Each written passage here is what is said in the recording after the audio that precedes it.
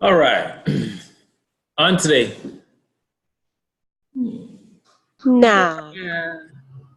Nah.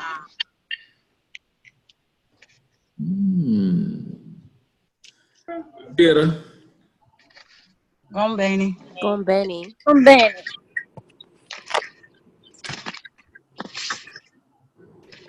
Tokumbebula. Tocca male la fe. Tokamali Alafe. Yingbebula. Il male la fe. Tumabebula.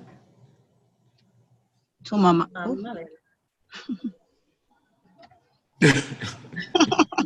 Tumukani Zunyo.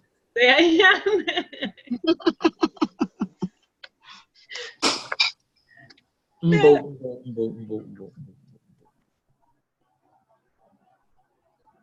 All right. This is y'all's show. What you got?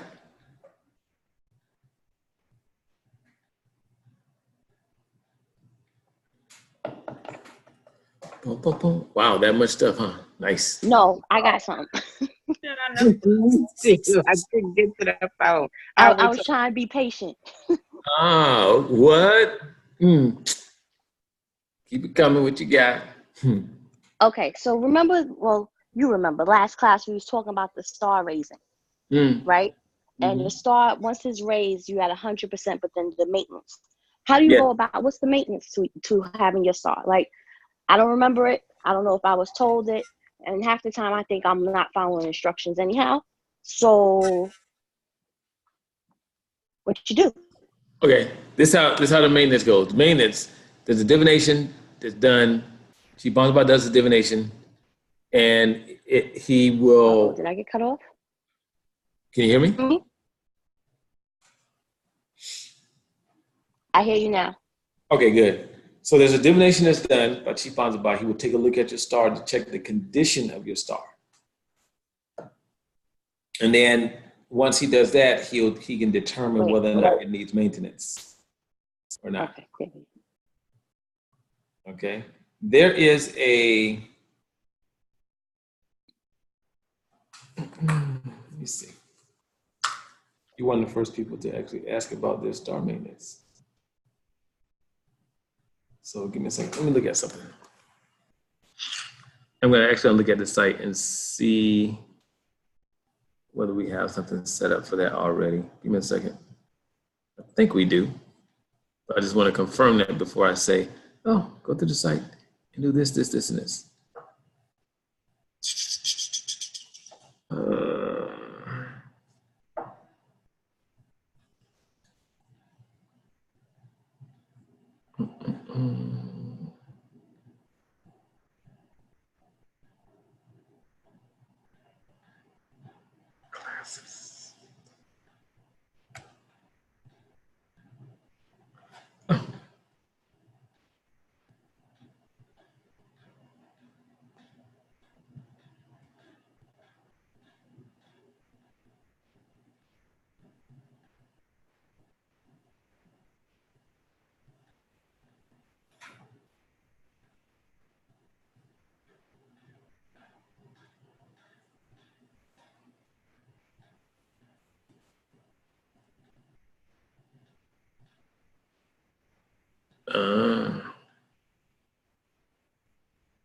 Give me 1 second.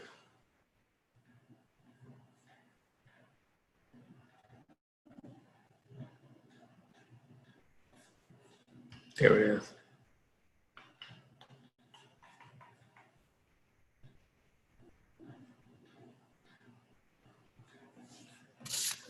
Okay, do this. So on the site, there is, let's just find out what it's called. It's go to divinations and go under other spiritual work. When you scroll down to the bottom, you'll see where is other spiritual work. Okay. That's where you will go, and you will say that you want to get divination done for to check the status of your star. And just fill that out. You put a cola in there, whatever cola is up to you for the divination. And then he'll take a look, and he will let you know what shape your star is in, and what it will take to do the maintenance, which is not much to take the maintenance. To do the maintenance, it's just not nearly as many items as it takes to raise your star to do maintenance on it. So just do that one. Okay. Okay. All right. Cool in the game.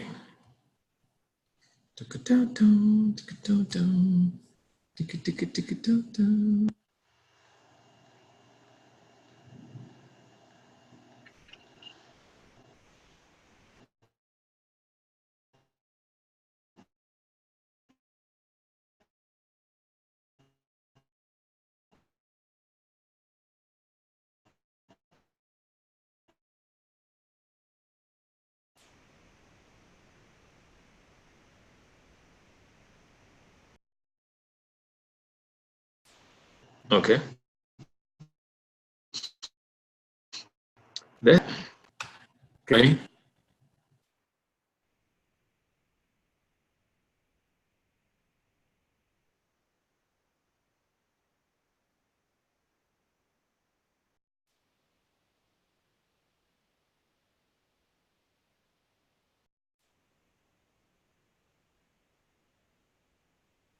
Oh, can y'all hear me? Hello.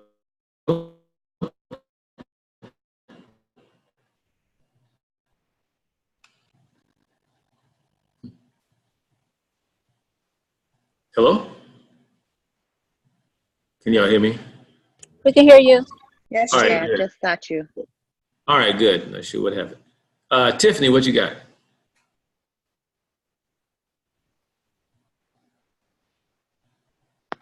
can you hear me? Yes. Okay. First I wanted to ask about the bird's nest. I did all of the steps up to the bird's nest and I did the 7 days, but I was not fully clear on the cola nut piece. So I didn't do that part. So I don't know if I need to start from scratch. Did you well, excuse me, geez, my tongue was twisted. Did you spit the cola nut on the shrine? Blah, blah, blah, blah. No, I didn't do anything with the cola nuts yet because you said to do the 7 red, 7 white, the N7 incense, alcohol, and then you said 1 red, 1 white for 7 days, and then you said to do the cola nut portion, but 2 cola nuts are supposed to sit in there in the bird's nest as well. So I was a little confused, I guess, with the end part, and I didn't do that part. Okay.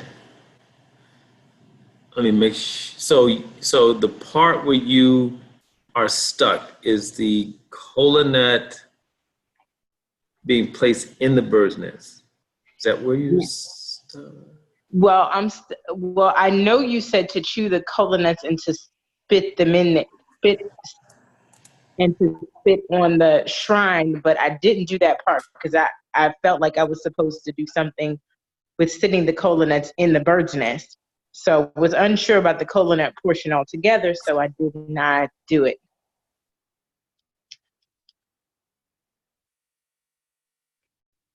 Okay. Give me 1 second. Okay, sure.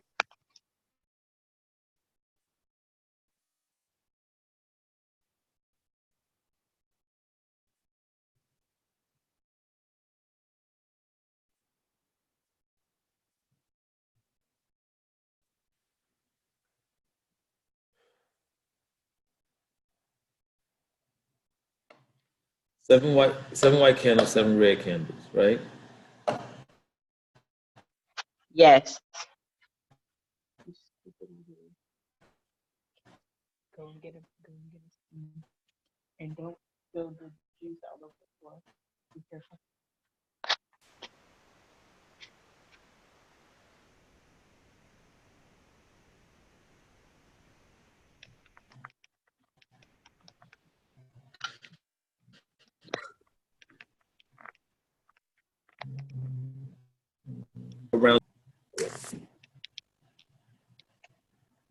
Hello?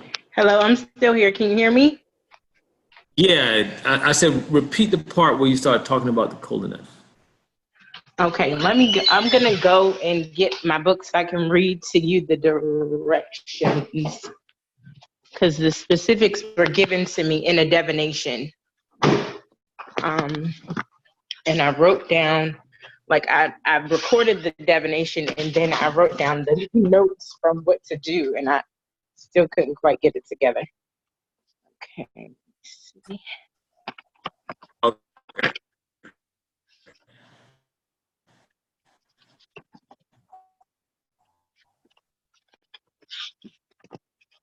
Okay,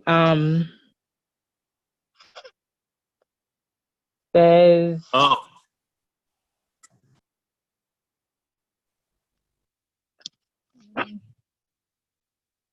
okay, it says take the bird's nest, sit it in the shrine, and leave it for 7 days. 1 red, 1 white, 2 incense.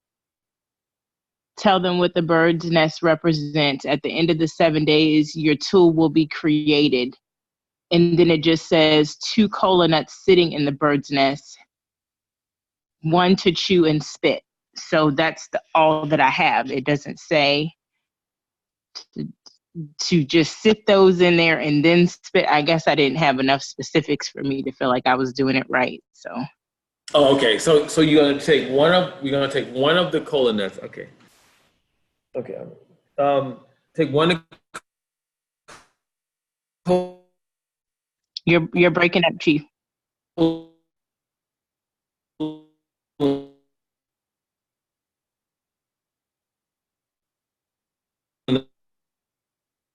Chief, I can't understand anything you said. You sound like a computer.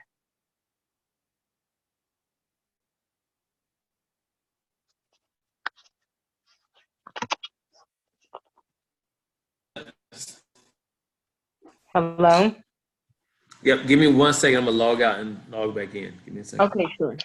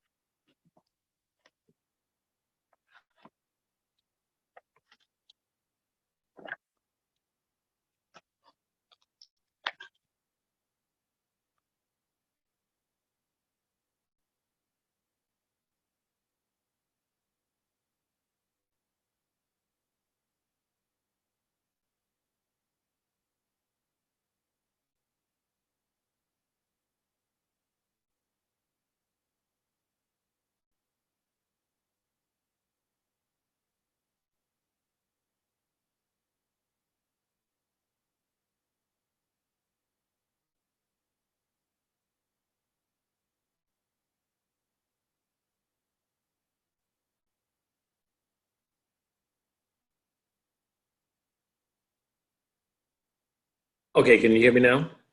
Yes, I can hear you. Okay. Great. Now, what you're gonna do is you're gonna take one of the cola nuts. Okay. You're gonna chew it up,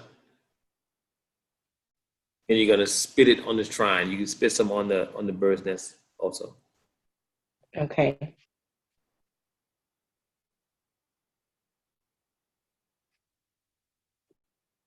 Got it. Yeah.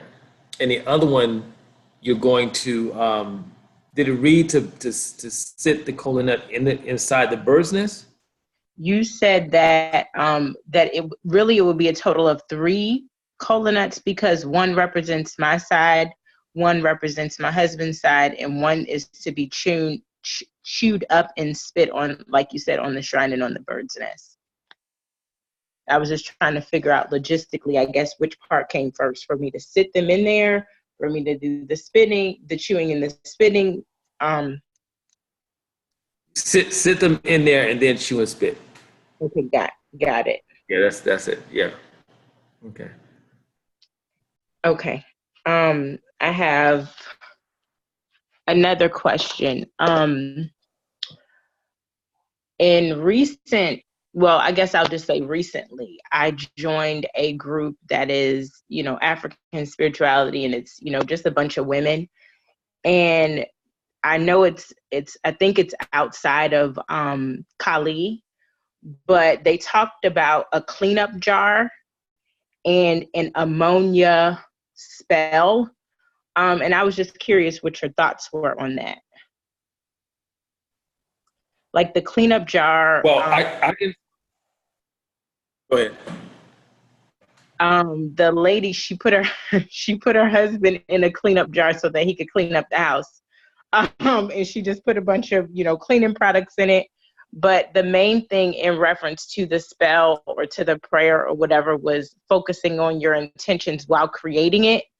And I didn't see it as, well, I saw it as kind of a challenging thing in reference to, trying to control someone else. But I thought, I could put myself in a cleanup jar to help me get some things done.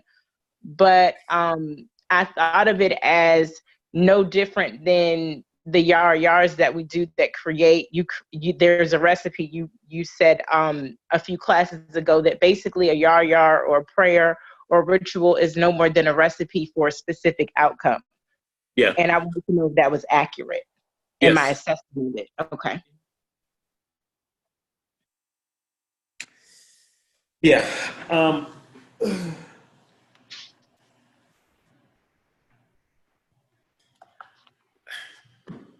I've never heard of a cleanup jar. I can't. I'm not gonna say that it's something that's traditionally done in our systems. Okay, got it. Like if you go back, you're not gonna find elders using ammonia and stuff. Okay, got it. Because it's not natural. Yeah, that's something that's probably new. I'm not saying it doesn't work. It probably does work. Got it. What I would concentrate on more. Okay. Instead of in this process, what I'm going to say, most people most people are too impatient for what I'm going to say. Okay. I would prefer to do rituals for a state change. Got it. That cleanup jar, you got to keep doing that. That's maintenance. That's why I'm not a big fan of, like, if somebody comes to me and, woman, I tell them no. Or I want this man, I tell them no. That's maintenance, because you have to keep doing that stuff. So perfect. I would, and I when people come to me with that, I talk to them more so about let me see if you're even compatible with this person. Got it. When it comes to me about their wife, I'll say, look, let's look and see what's actually happening. And then I'll give them a yar or ritual around having a state change in that person. So a state change is more permanent. I understand. I agree. And then go ahead. I'm sorry. If they're not doing this is the dangerous part about that. Yeah. You can't. It's and I even cringe to even call it African spirituality because it might be, but it's not traditional. Got it. In tradition, you always do a divination first. Always. Period. You don't do anything without doing a divination to see what will actually work, what actually needs to be done. Because if you take certain people and you attempt to put them in a jar, you asking for trouble. I understand. You don't know who that person is. You don't know the spirits that walk with that person. You have no clue. That's why in churches, when the congregation has been charmed, that's why probably 90% of the people the charm works on, 10% of the people it does not. And the reason it doesn't work on that 10% is, can you hear me? Can y'all hear me? Yes, I can hear you. And the reason that it doesn't work on that 10% is because of the star of that 10%. Gotcha. The star is a lot more active. They have a very powerful star. And so you can do those little simple, charming things and they won't work. And then if you have someone who's aware and they've done rituals to raise their star and they have all these other types of protection, you are asking for some trouble. I understand.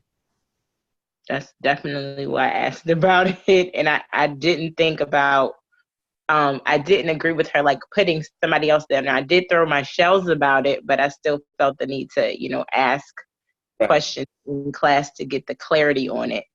And you gave complete context to, even if it's African, it's probably something that was used in place of maybe the materials that they had at a time where they would have used something else, or like you said, taking the patient to, really it's about, I guess, changing yourself or adjusting yourself to the situation, not just always trying to get the other person to change, because the other person could be trying to teach you something about yourself that you're refusing to face. Right. Absolutely. Absolutely. Very, very good point.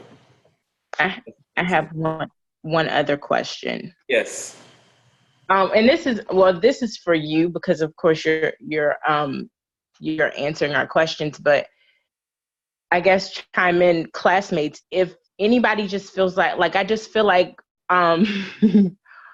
it's kind of a comical way to describe it, but if anyone's ever seen that movie Life with Martin Lawrence and Eddie Murphy, and there's a guy, Bokeem Woodbine, and he said his name is I Can't Get Right. I just feel like I can't quite seem to get it together.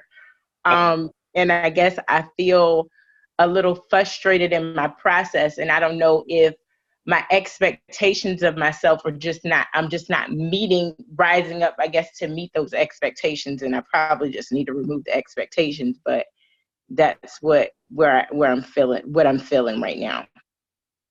Okay, that's a great start, removing those expectations. That's a perfect place to start.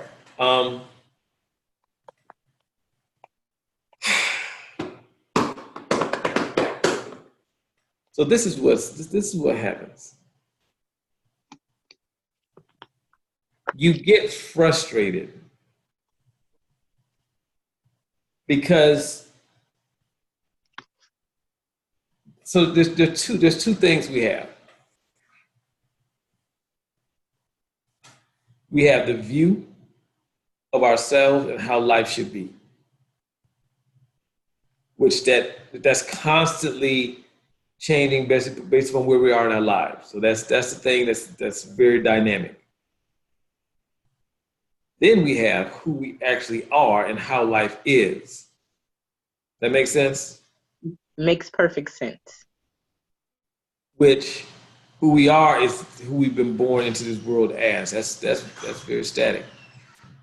It's just who we are. And so the issue with the frustration is that both of those things begin to butt heads. They're in conflict with each other.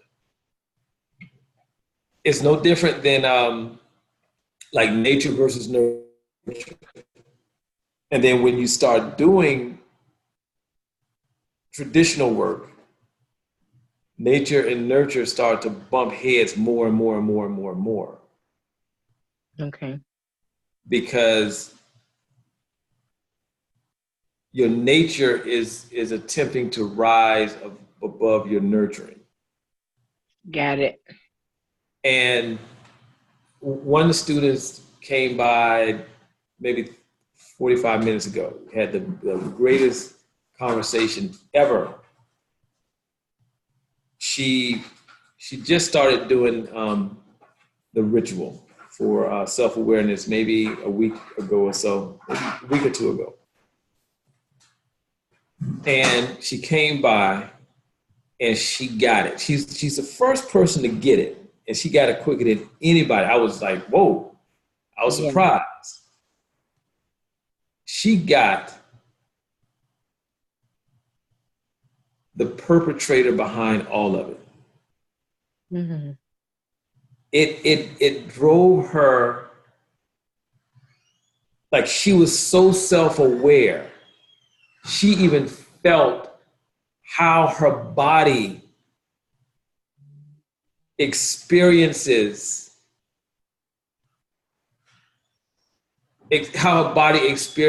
her making stuff up. Mm-hmm. From a mental and a physical perspective. She felt a knot like right below her chest. Because in those moments, she was so self-aware. Like, hold on one second. She was so self-aware. It was like everything was moving. The best way I could describe it is like maybe in slow motion. And she called me and she said, "Oh my God." She said, "I've had the weirdest experience, and all this stuff happened today." What she got, and all of you will get this at some point, but she got it on the most profound level possible, where she actually came face to face with who she has created herself to be. Mm. Meaning, she felt all of that. Hold on one second. Okay.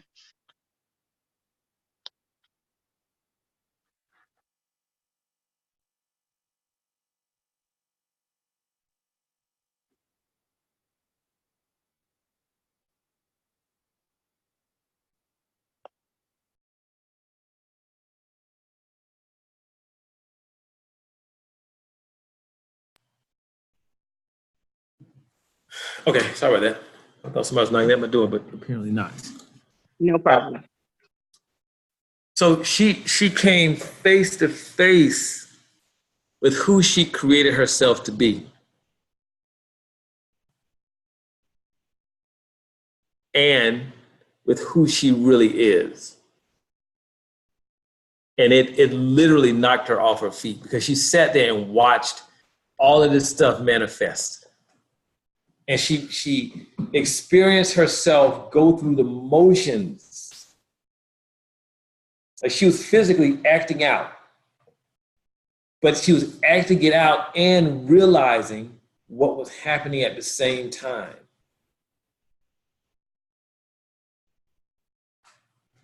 And what she got out of all of it was that there's nobody lying to herself but her. There's nobody making stuff up but her. Like she was like in the moment experiencing it. And it was beautiful because it was an inner body experience. She was in it. She wasn't watching it from outside of herself. She was literally in it. Wow. And carrying out the motions of taking action A, being upset, angry, all of that stuff.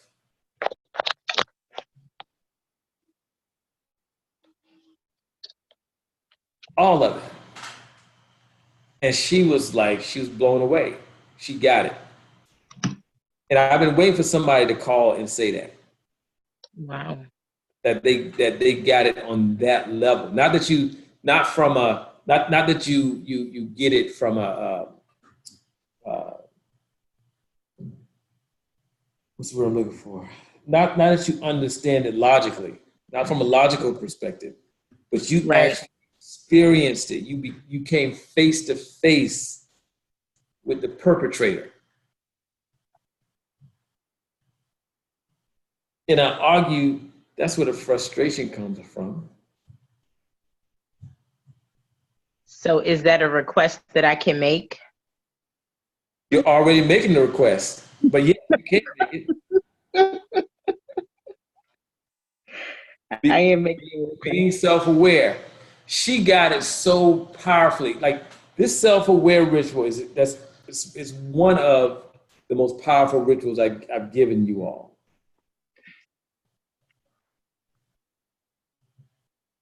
And the ritual that I gave you, there's actually more to that, but I'm only giving you bits and pieces. Her experience was so profound. She said, and then she got it so on such a deep level. She was like, okay, what do I do next? And I was even blown away. She asked me that question. She was like, okay, how do I not do that? And so I gave her the second part of the ritual. Yeah.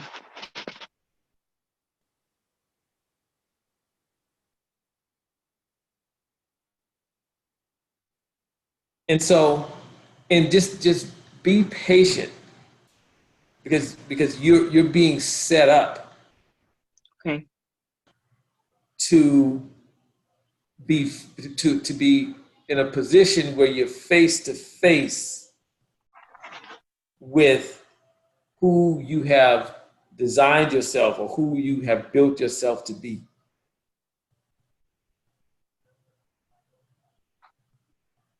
In comparison to who you are.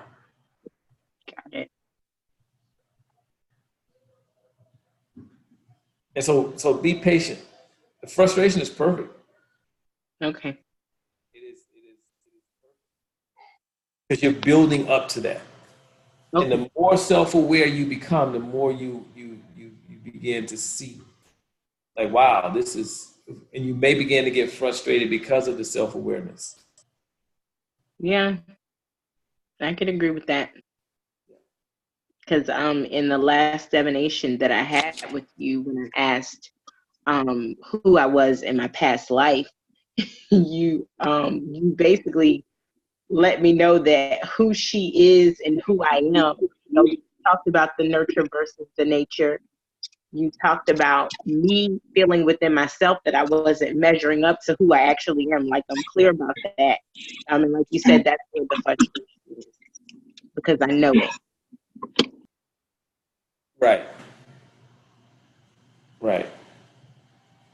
Mm-hmm. Thank you. You're welcome. It's coming for everybody. And when that hammer comes down, you're going to be just like the student that came by today. Okay. She was like, I got to tell you this. I was like, yeah, come on by. That's fine. So yeah, and then to see, like, it was interesting to see. It was like it was like I was talking to a new person. And she said if her ancestors hadn't proven themselves in the very beginning that they exist, she said basically she would have quit a long time ago.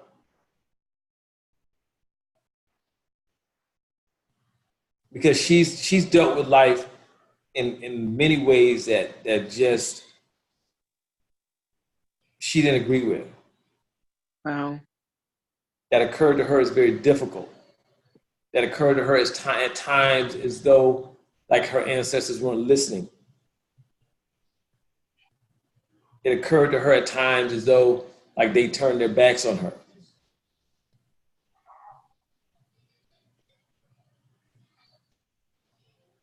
And she said, if they hadn't done things in the beginning, she said she would have quit. and just going back to, I guess, her other life. But she said that's the main thing that kept her going. And it's interesting because they can always see what we can't see. Yeah. So they knew that they had to prove to her in a very profound way, not just saying, hey, what's going on? I'm walking with you. But no, show evidence of their existence, evidence that they're standing behind. And she had very solid evidence. And that's what she needed. And so when they began to configure her life in a way to move her to the next level, she had all the tools she needed to move there, but she didn't know it. So now she's, I'm just proud of her. That made me very happy today. Very happy. That's awesome. Yeah, just be patient. Be very patient. And this is one of my students, one of the students who, she's threatened to throw the shrine away, trash it. Call me one day and ask me what's the ritual to get rid of this damn thing. I said, oh goodness. Yeah. Well, one of the things we have to understand is that things that we are wanting to happen, like have ease in our lives, those things, the things that have to take place for ourselves and our families, and we did not get in the condition that we're in today, yesterday. It took a lot of time. In all actuality, it took about 400 years. Agreed. And it's not going to take 400 years to get it cleaned up. However, it's going to take some time. Yeah. More than 12 months, 8 months, whatever time period we have that's unspoken in our minds that things should be moving by now. I had a student say that the other day, that things should, like the expectation was that once the shrine was created, they were empowered to do any and everything, which is true. However, there's so much other stuff that need to happen. And mind you, the shrine was they're still in P2. And the expectation is for whatever was happening in the family that's been happening since probably before she was even born.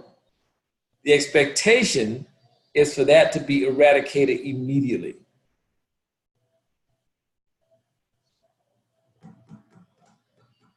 That's the expectation. Definitely in a fairy tale. Right. Exactly. That's how spirituality actually has been approached in the West, so that makes sense for us, but it really doesn't make sense if we really look at it. Right.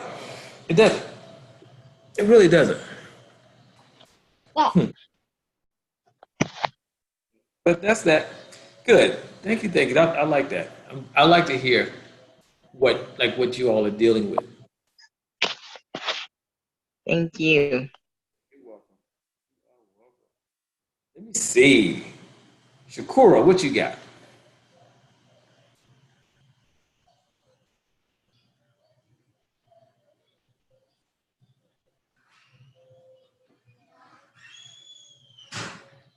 Shakura.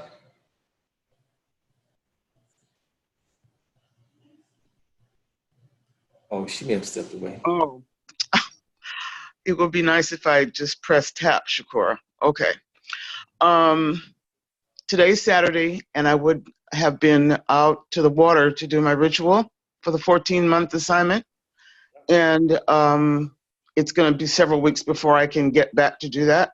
So does that mean that I have to start all over again for the 14 months? Or how do I do this? Pick up in where I left off, or have to start all over again? Yeah, pick up where you left off. And guess what? You sitting down? Yes. Yeah. Take 14 months out of it. Oh, okay. Because remember, 14 months is a minimum. Yes.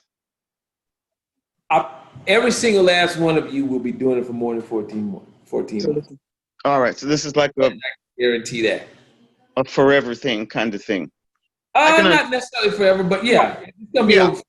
Yeah. Okay. So just pick up and then just continue doing it forever.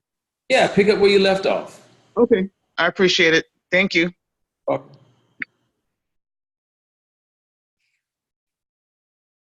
I said, what you got? Hi, Chief. I wanted to know the self-awareness ritual. Is this something that was personally assigned for Tiffany and others, or was this something that you shared with the community in different workshops? I shared it with the community. Let's see. Who has those rituals written down, ready to go? Are they in the recordings, past recordings? It's in the Beyond ARC, like you have the details of it written down.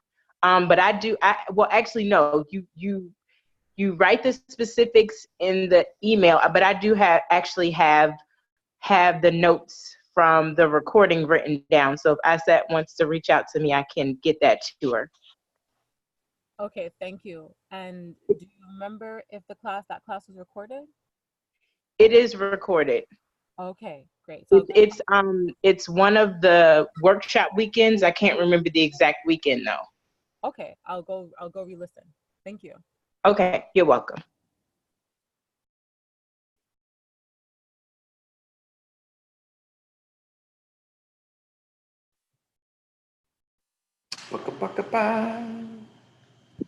I did it again. Linda, what you got? July 29th on a Monday for the P2 class, since there were only, 4 or 5, not a full class that night.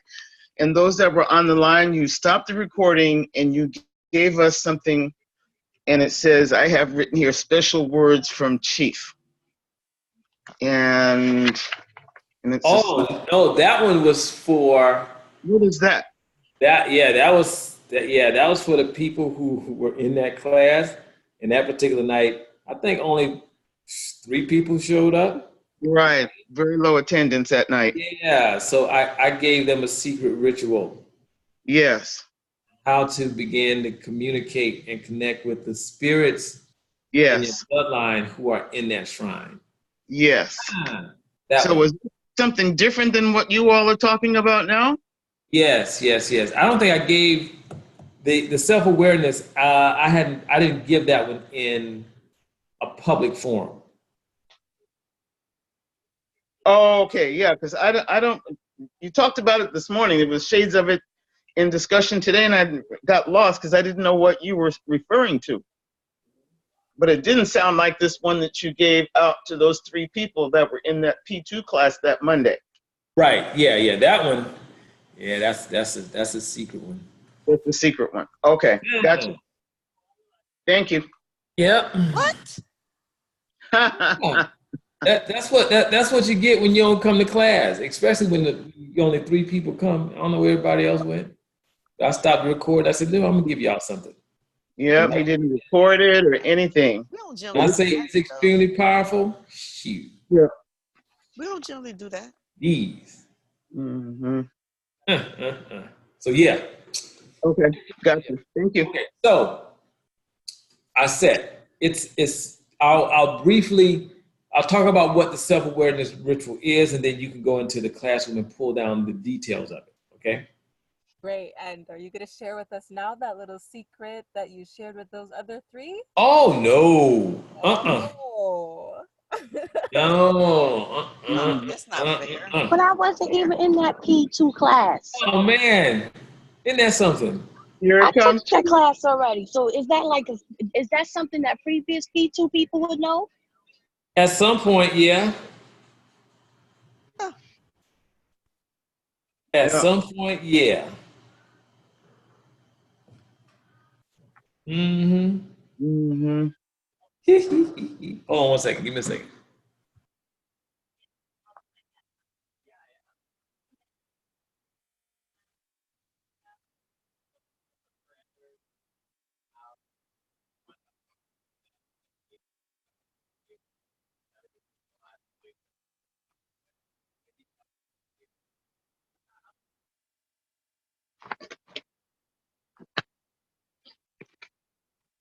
Okay. Yeah. Eventually, y'all will get that one. Don't worry about it. You know, it's just what it is. Okay, thanks for clarifying, because I was kind of lost this morning. Thank you. Oh, okay. You're welcome. Azaza, you can shake them all you want to. How about that?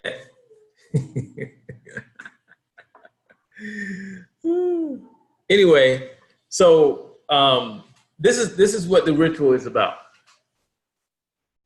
It's about having your ancestors to bring you to a state of complete self-awareness, meaning that you are conscious and very aware of everything that's happening in the moments that it happens.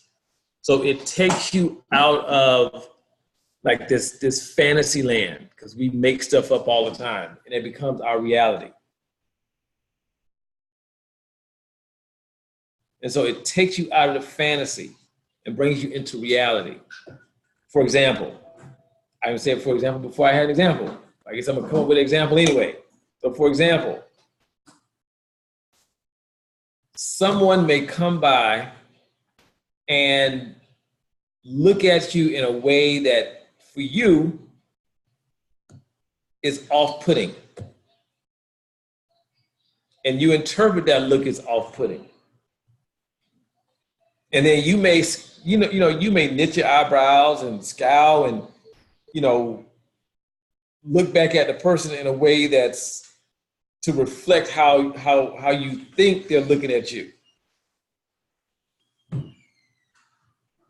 And you may get upset and start feeling some kind of way about all of that.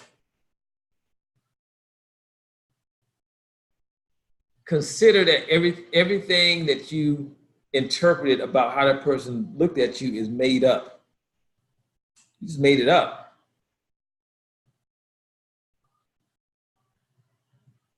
But if you're completely self-aware, you can be in the reality of, this person just looked at me with their eyebrows knitted. That's all they did. That's the reality of it. And have that sit here, and everything you make up, because you're gonna make stuff up anyway, have all that stuff sit over on this side. Instead of having everything collide together or mesh together like this. Meaning the person looked at me with their eyebrows knitted, and that means that they're hating on me or something. I don't know. Whatever we make up.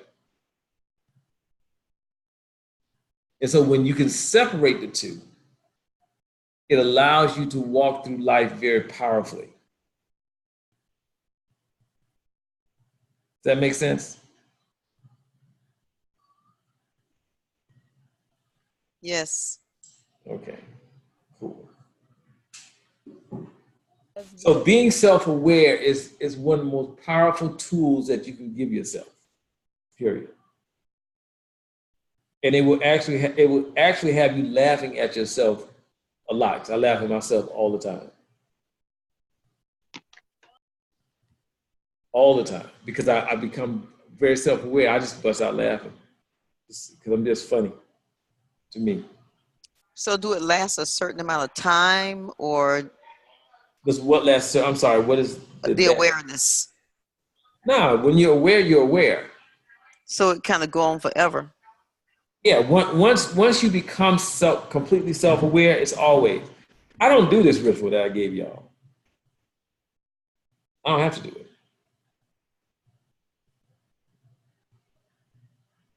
It's like the one I gave you at the river. I did that up until I was clear that what I was doing was complete. But the reason I was doing it for was completed. And I did it for like 3 years, roughly.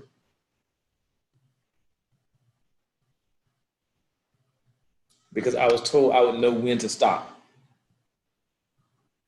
But why would they make you go so long? I mean, is it to test your commitment or something?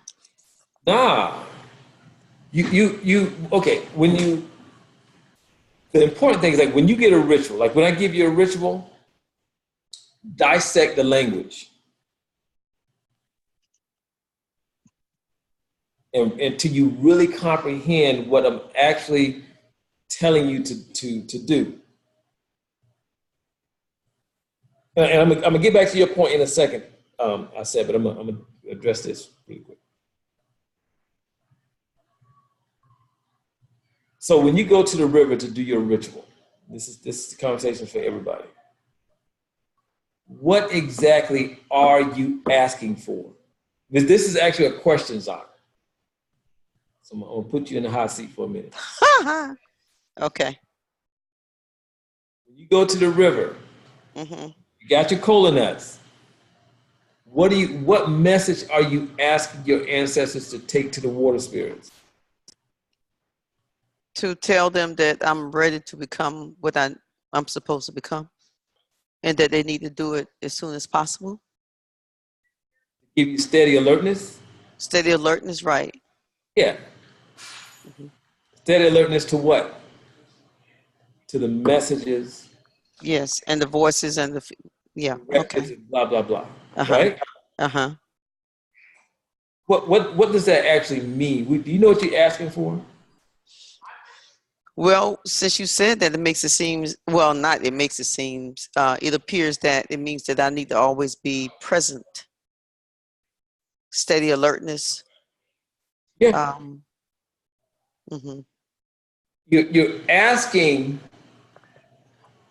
the spirits to have you in a state. Remember, I always talk about having a state change. Right. Have you in a consistent state of steady alertness. That means that when you hear a directive, you're clear that it is a directive from your ancestors or from your spirits, whatever. When you hear a message, you're very clear where that message is coming from. You're alert. It's another phase, it's another part of being aware. There's not the self-awareness part, but it's being aware. Okay. That's very powerful. That means that you will leave no stone unturned. Does that make sense? That makes sense. Yeah. That's what you're actually asking for. You know, to be honest, I think the first time I did that, that week, it seemed like my feelings were so intense most of that week. But then after that, I was so busy trying to make sure I got to a right spot, you know, either to the Chattahoochee or some water that was flowing, that when I said the ritual, I wasn't really, even though I said the words, you know, sometimes you say something and you feel it, but another time you say it because it's just a function or I don't know, kind of less disconnected than the last one. Because the last one I did it, the one I did last week on Sunday. When I left, it's like I told the ancestors, I said, look, if y'all are listening, y'all need to show me a sign. Then all of a sudden this red bird came around and it just kind of stopped the table where I was sitting out by the park. And then it flew up in the tree over my head and then it flew off. I'm like, okay. I kind of felt that was a sign, but then I was still doubting myself and said, maybe it wasn't a sign, maybe just a coincidence. But I still feel that it was a sign. So it was a sign. But I will in the future look at the words and think about the words and feel the words. So that'll help me to be more focused or look at it differently, I guess. Not I guess, look at it differently. Yeah. Because I thought maybe, saying it, doing it every week was like over time, we peeling back layers. I'm peeling back layers every time I go. But what I'm hearing now is depends upon how much I actually understand and internalize the ritual itself. Which it's both. Like when you go, you peel back layers. Mm-hmm. But you have to, like I did that ritual for 3 years straight. That's a long time. I don't remember, actually it was a little more than 3 years, but I just say 3, so I don't know the exact time period. Mm-hmm. Mm-hmm. But I don't remember a time going to that river and not being intentional. Mm-hmm. I just don't. Every time I went, I took my time, sat there, Mm-hmm. pulled out my little ash water, whatever, called my ancestors, just really took my time and stepped through the whole set of rituals. Okay, so even if you're intentional, why would it take so long? And as I was speaking, so what now? I said, but even if you've been intentional, why would it still take so long?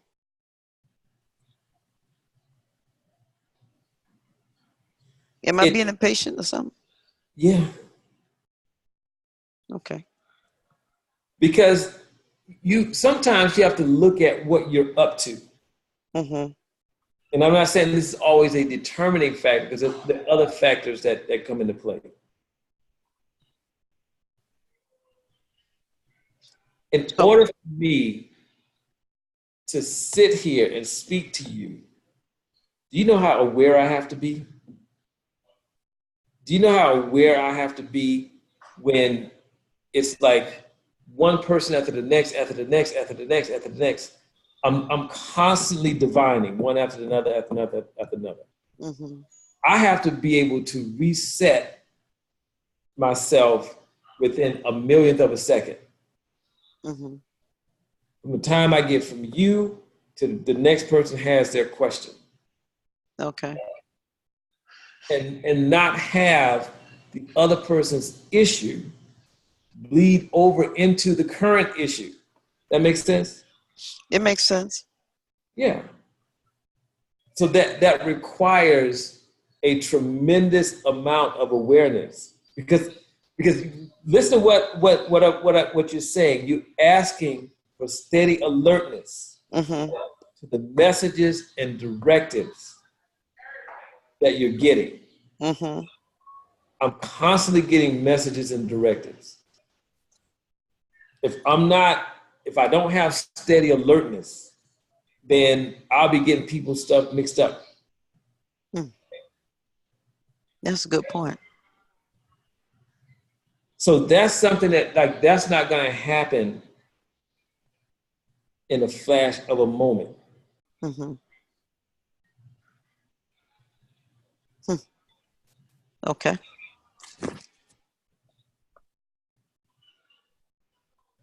Okay. And if you want to divine, you have to have steady alertness. See how many conversations are going on in my head when I'm sitting at the I can imagine. Yeah. I can imagine. Okay. I understand what you're saying. I think that I probably should focus a lot more on a steady alertness, and also on, even though I might say to become what I'm supposed to become, because you all would not leave me out here, your grandchild, unprotected. No, not necessarily unprotected, but not without the tools of how to get where I'm supposed to be. Mm-hmm. Yeah, I like the steady alertness. Yeah. Okay. Mm-hmm. Yeah. And now let's go to the second one. So I want you to be clear about all of these. With the vinegar, what you asking for? Well, what I asked for is that, just like this vinegar. Well, I kind of put a little bit onto it. That's just like this apple. I mean, this vinegar was once an apple, and it was transformed. And now we know it's vinegar, and it's transformed. It's been transformed to another use. I mean, I read the whole thing. I kind of go up and down the line, just read what it says. Yeah, you can summarize. Just like I have to be transformed also. But I think that maybe there are some places in there that what I did last Sunday, I actually went in and I said, well, I added some more, kind of my own tune. I said, because y'all already know.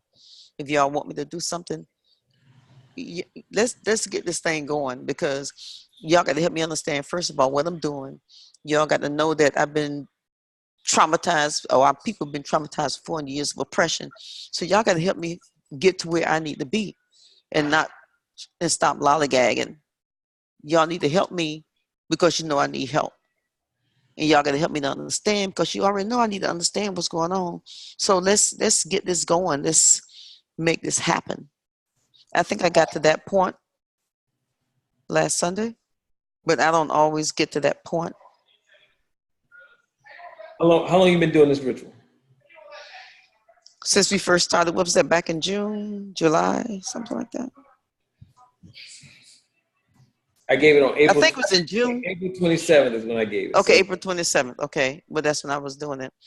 Okay. Okay. So just say probably month of May, June, July. Yeah. 2.5 months. Right. Because I did it in Daytona, and I was down in Daytona in July. Okay. The end of it.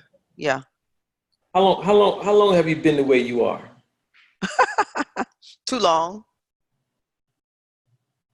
Well, some years until I joined the ARC. How long you been doing this ritual?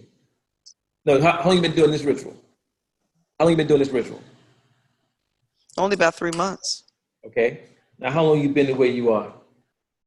Way longer than that, some years. Okay. How long you been doing this ritual?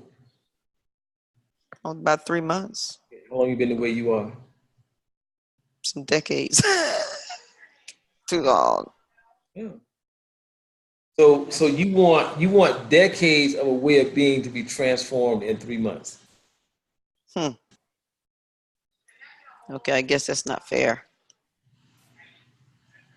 So maybe what they're doing, maybe there's some of the things we're doing is actually, let's say, for example, we're going to the museum, and the minister's got an activity we're supposed to be doing there, and then we got ancestrization. So maybe those things are helping me to kind of shed some of those layers. So maybe they're putting things in place to help me shed. That sound far-fetched? Possibly. What now? I didn't hear you. Can y'all hear me now? Can everybody hear me? I hear you now. You froze up for a second. Okay. They are. Wait a minute. Quick question. What kind of vinegar are you using? White vinegar? You said white vinegar. Okay, great. Okay. Just asking. Mm-hmm. Somebody's posted something. If it's not enough, I mean, I'll put more. It's only. No. I'm sure it is plenty. Mm-hmm. You don't need a whole lot. You just need to be like. I just kind of. I don't pour a lot. Mm-hmm. Now, how they are working, they meaning your ancestors are working in your life to mold you Mm-hmm. Remember, in that ritual with the vinegar, Uh-huh.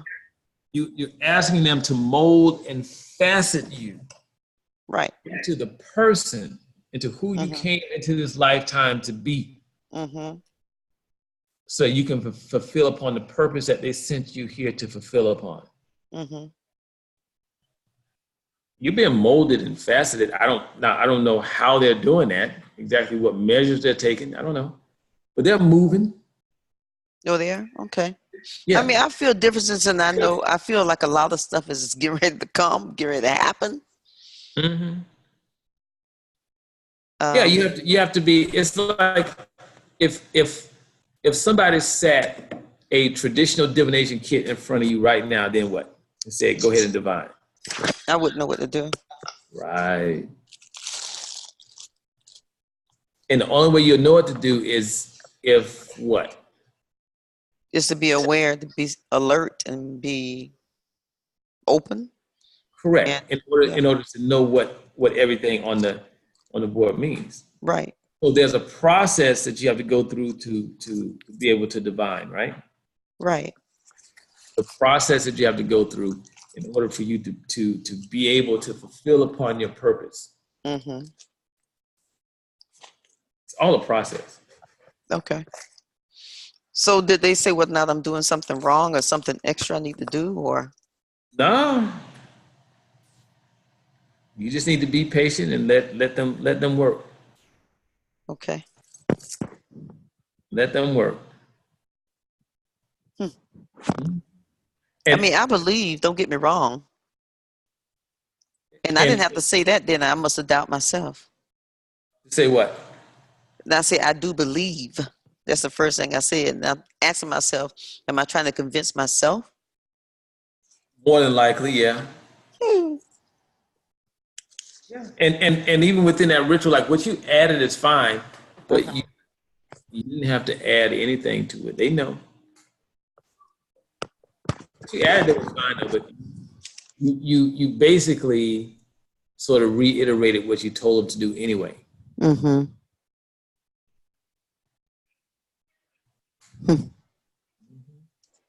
Okay, I got that.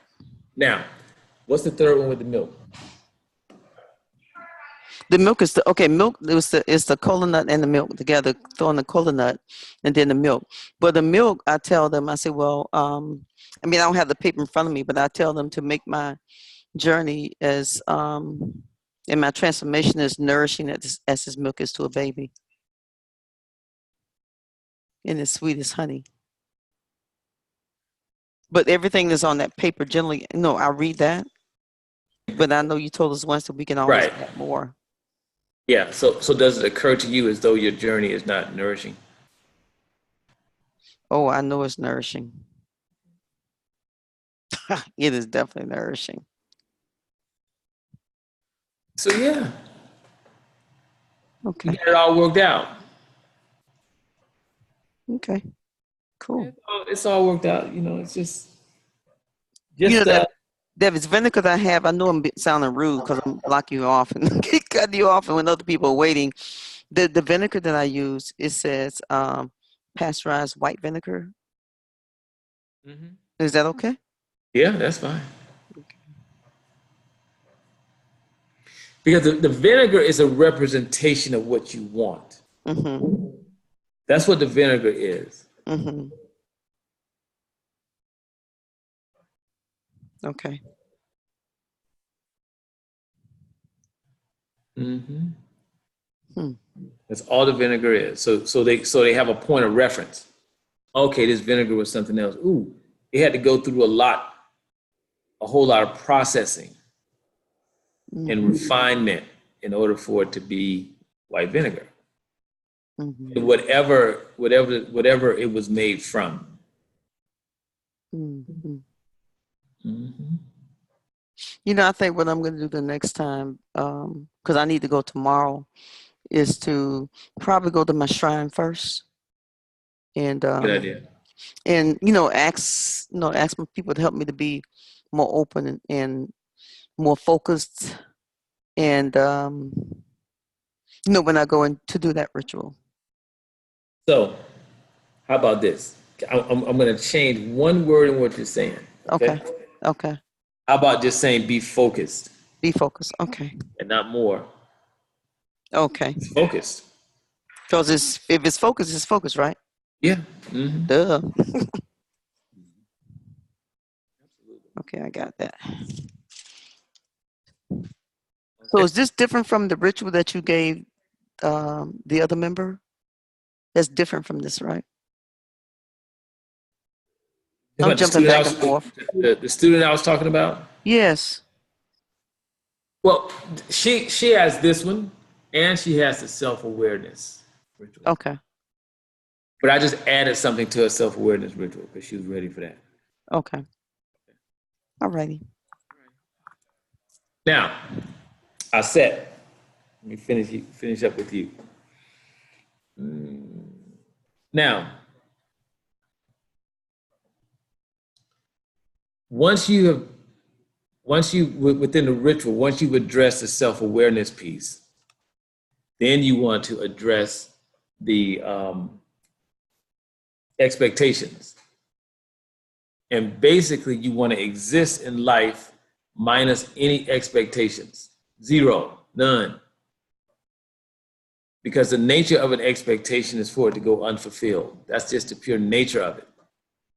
And when all you have is an expectation and it goes unfulfilled, the only thing you're left with is some emotional state, which is upset, disappointment, sadness, whatever. But you want to be in a place where you are disconnected from the emotional piece of it, or not even, let me back up, not even have expectations at all. Eliminate expectations from your life. Just leave it at that.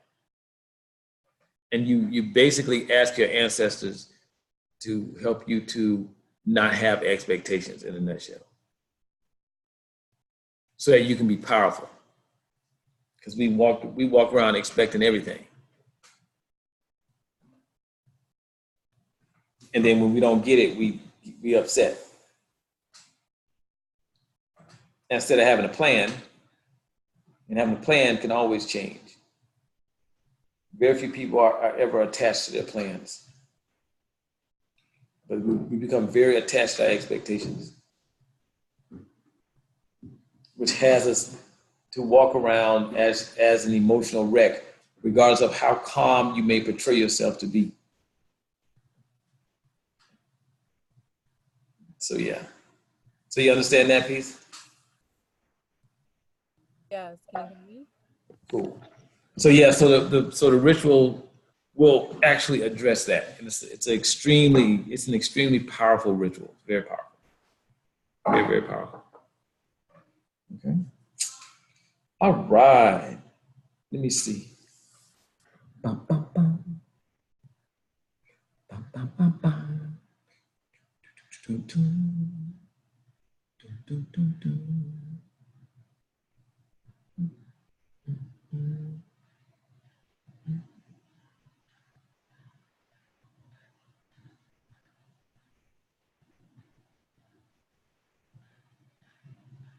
So Renee, yes, encourage them. The self-awareness ritual is fine. The first ritual where you go into the river, nah, not that one. Because that one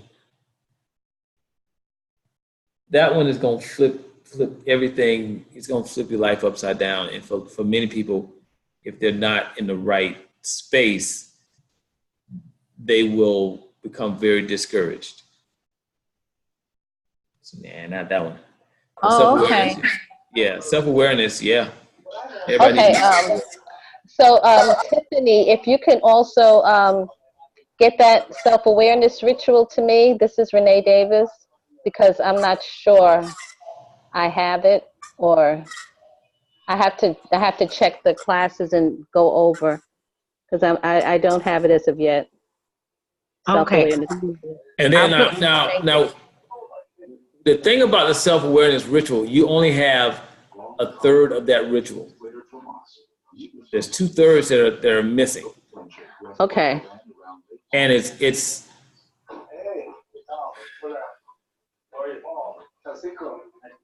you have to be ready for the other pieces to the ritual. Just like the student I talked about earlier, I gave her the other third of the ritual, an additional third of the ritual, because she was ready. Mm-hmm. Because she had finally confronted herself, who she currently knows herself to be. It was a very powerful confrontation. Because you can have somebody to be self-aware. Okay, I'm self-aware. Now what's next? Because there's two more components to it. One of the components is there's something you say to your ancestors to be able to distinguish the truth from what's made up. And then once you have that truth, what do you do with it? So it's like this whole system, these two legs. Mm-hmm. Francisco, what do you know about the water? And then another thing we do in our lives is we walk around and we take, instead of understanding that a life experience is a life experience, like it stands alone, it's not dependent on something else. We take all of it and just merge it all together like this. That's what we do. And then the important thing is to be able to dismantle that and just to see that your life experiences are generally independent of each other. But you can give them ritual. I'm not saying not to, but you have to know when to give them the other pieces. So you said there's 3 parts to it? Yes, there's 2 other parts to it, yes. Okay. Mm-hmm. So as of now, I'll just do part 1. Yeah, everybody's doing part 1, yeah. Okay, I see. Yep, everybody only has 1 part. Okay.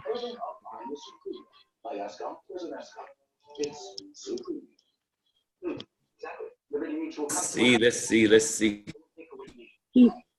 In reference to the water ritual, I heard you say in the video that it was okay if we had children do that. Is that still accurate?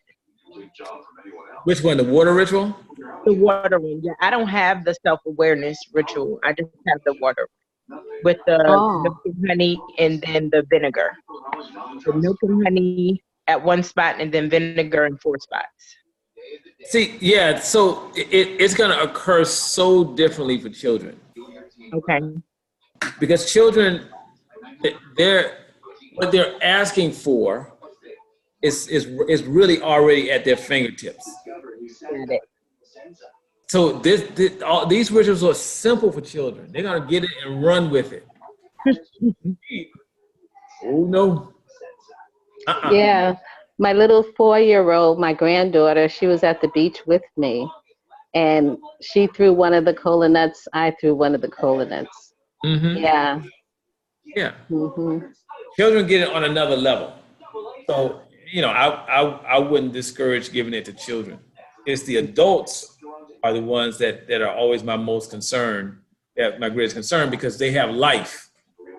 And when their life isn't working, or it occurs to them as though it's not working, we lose it. We become unmanageable to ourselves. But we can give all of our family members the bowl, just to call your ancestors, right? The bowl and the flicking. Yeah.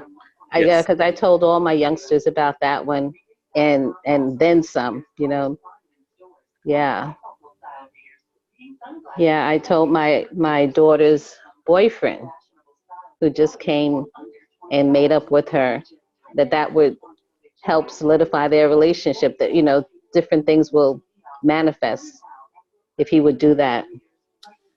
Yeah, and the thing about it is he needs to know how to use his ancestors in order for his relationship to work. You can call on them call on them and say, okay, look, but when you use them, you have to be clear about yourself. You can't, we have a tendency of pointing at the other person all day. You need to fix them. They need to be fixed. We have a tendency to do that. There's nothing wrong with us. It's all on the other person. So in doing so, he has to be very aware of what he's asking them to do around his relationship. Very aware of that. And he has to know that he's in a relationship and there needs to be a partnership between his ancestors and you said your daughter, right? Yes, Your daughter's ancestors. So that's a key component, that there's a partnership between the two of them to have work. It's not just one-sided. And then knowing what needs to be said in order to bring about partnership between he and your daughter, bring about reciprocity between he and your daughter. And even, looking to see if they should even be together. Looking at their stars. Yeah. I'm just so daunted by all of these relationships that are not together. Nobody is in a relationship. I have 4 girls. None of us is in a relationship. And so he just came in last week from Georgia to be with her. And I'm just hoping that it works. Because we need to have relationships that work for a change. Okay, so I want to get you out of the world of hope and get you in the world of knowing whether it will work or not. That's such a more powerful place to exist. And you go to your ancestors and you petition them and you tell them that they know what is plaguing the women in the family. They're clear about that. And I'll be like, if y'all act like you don't know, I'm gonna tell you. This is what's happening. I'll tell them. And then once you tell them, you say to them that if there is anything about whomever this guy is, that does not work in regards to having he and your daughter be in a fruitful relationship, a lasting relationship that contains partnership and reciprocity, then you want them to reveal that and to send him away. Okay. I'll petition my ancestors for that. Yeah. You tell them that if their stars are not compatible, send them away. Then the children's not going to have a father. They will, but it may not be him. Is he the father, or is he Yeah, he is the father of the 2 children. So they're for example, this is the thing. This is the thing that plagued. I divined for this woman. It's been about 2 years now. And in the divination, I asked her. I was like, wait. I said, is there a guy that's suing you? I said, but you're older than he is. And she said, yeah. I said, oh. I said, run from that. I said, because that's not going to work at all. And then she says to me, she says, oh, well, we have a 1-month-old. Like that was going to change the outcome. It doesn't change the outcome. It doesn't make it so that because you have a 1-month-old that the relationship will work, and it doesn't impact whether or not you're a father. It doesn't impact that. it impacts whether or not you want to be in a fruitful relationship. Like, you know, she could choose. And I told her that the relationship wouldn't work. You know how many people I tell who come to me about their relationships and I say no, and they stay in a relationship and they literally call me, but between 8 to 12 months later, I'll always get a text message or a phone call asking for help. Because what you said was going to happen is happening. I should have listened, block all of this stuff. And now they don't know how to get out.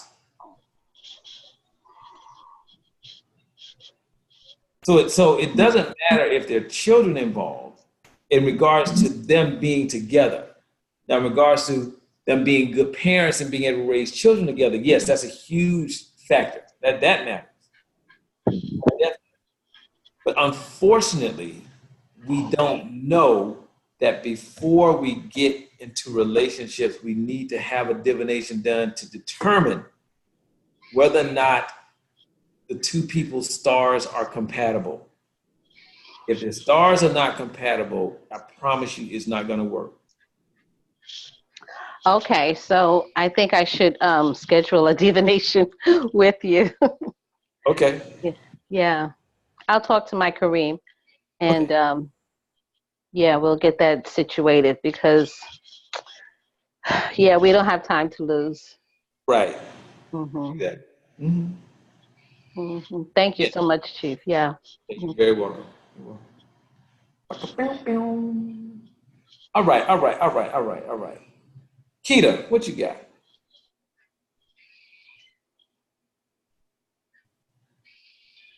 Hey, Chief.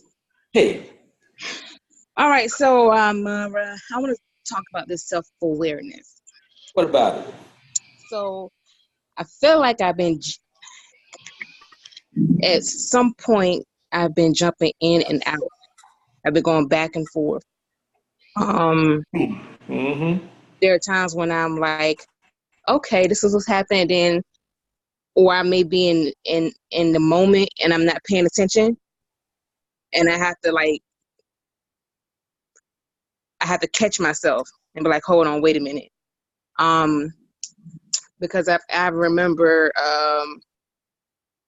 the day before shrine creation, you know, I asked my ancestors to help me on the day of shrine and make sure that I'm alert and present. So I think the entire day I was I was quiet. I wasn't quiet, but I was quiet. I was in a calm state, and I was just in the moment, aware of what was happening, like the entire day from the morning until I got home.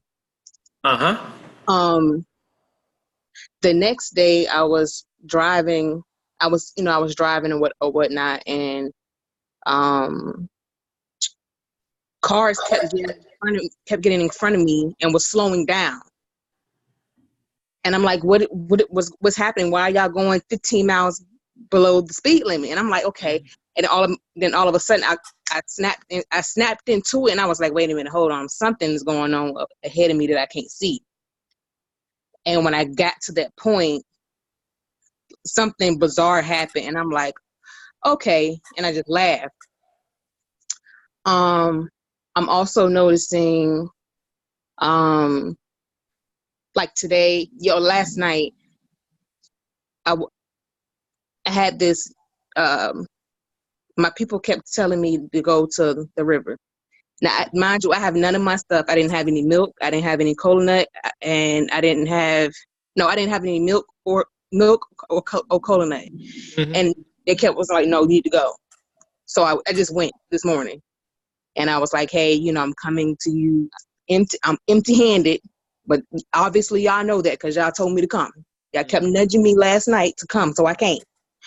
So I went to the river, and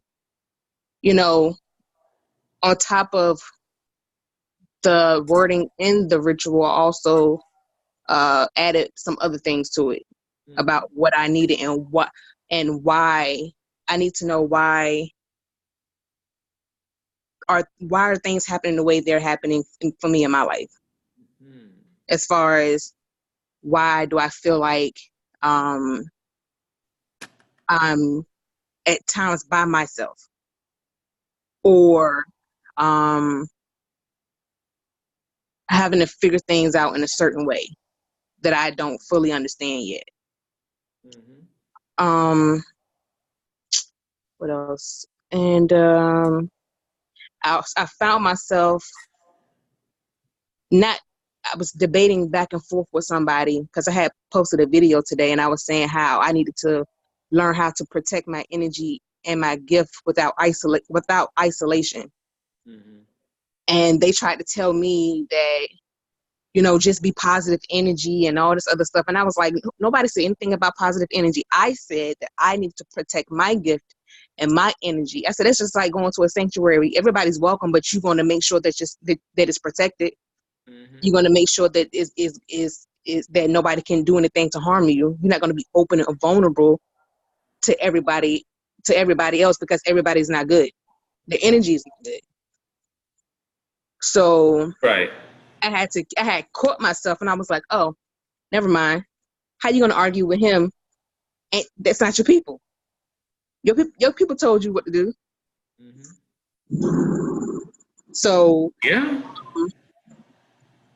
yeah, it's just a lot of things, like especially after Shrine. Like I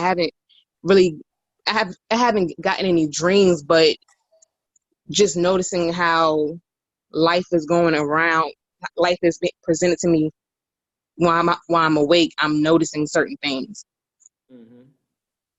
Even if I want to argue with somebody or get mad real quick, and I'm like, you know what? Just stay calm. It's okay. It's all right. So, like, you're in,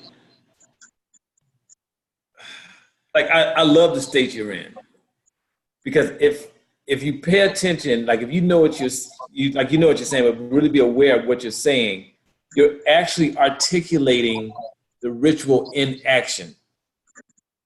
That's what you're articulating. That's what you are articulating. Is that right? Everything that you asked for, that you stated in those rituals, you just spoke about how those things are literally occurring in your life on a daily basis, and how you are even adjusting to your transformation to being self-aware.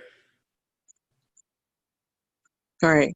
So, like, you're in, like, I love the state that you're in, because you're in that state of, wow, this is actually happening, and you can articulate, like, this is happening, this is happening, this is happening. You're articulating the ritual.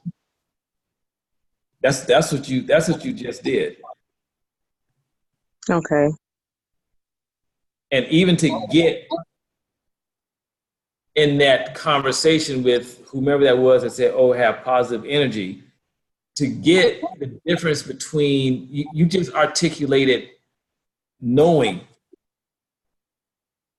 You know what your people said. You know that what they said is what they said. You know that. Which has bearing on what, positive energy, whatever, that person was talking about. Your people said you needed X. And say you needed positive energy. It's not what they said. Right. At all. And so you're just, from where I'm sitting, you're in, like, the perfect place. Like, the way your life, your experiences are happening. I like that. Yeah, because and I even said in the video, I was like, some people will understand, some people will overstand. And clearly he didn't understand what I was saying, because what I was saying as far as protecting, my gift and my energy, is because just like he was just saying, you have to because you talk to so many people, the other person issue can't spill over to the next person. You see what I'm saying? So with me, I would have a tendency of holding on to it and not letting go of whatever issue that was, and then next thing you know, I'm affected, and then my head space is all messed up for a couple of days, and I gotta shake it off or do whatever I gotta do, not answer my phone, not answer no text messages, and just clear my head. Mm-hmm. God damn it, my phone just died. Hello? Hello? Keita. That phone is gone.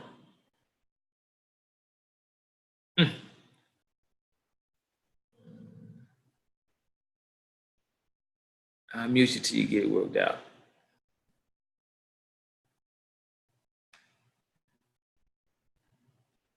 Miss Belinda, what you got? Hello again, Chief.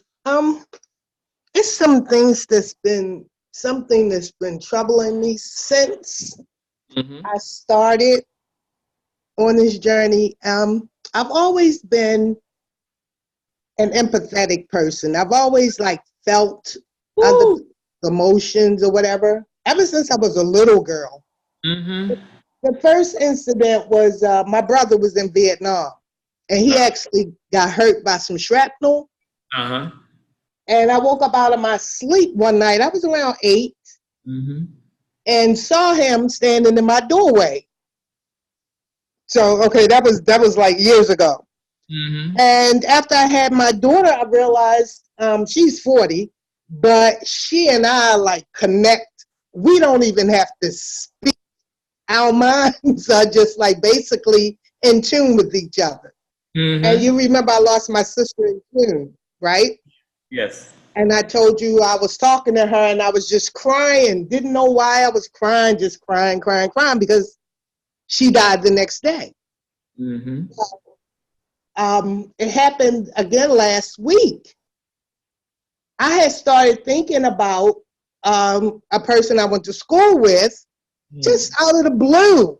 And about 2 days later, after feeling uneasy about this person passed away. Well, anyway, lately I've been feeling that, and I don't think I like it. I don't, and it's becoming more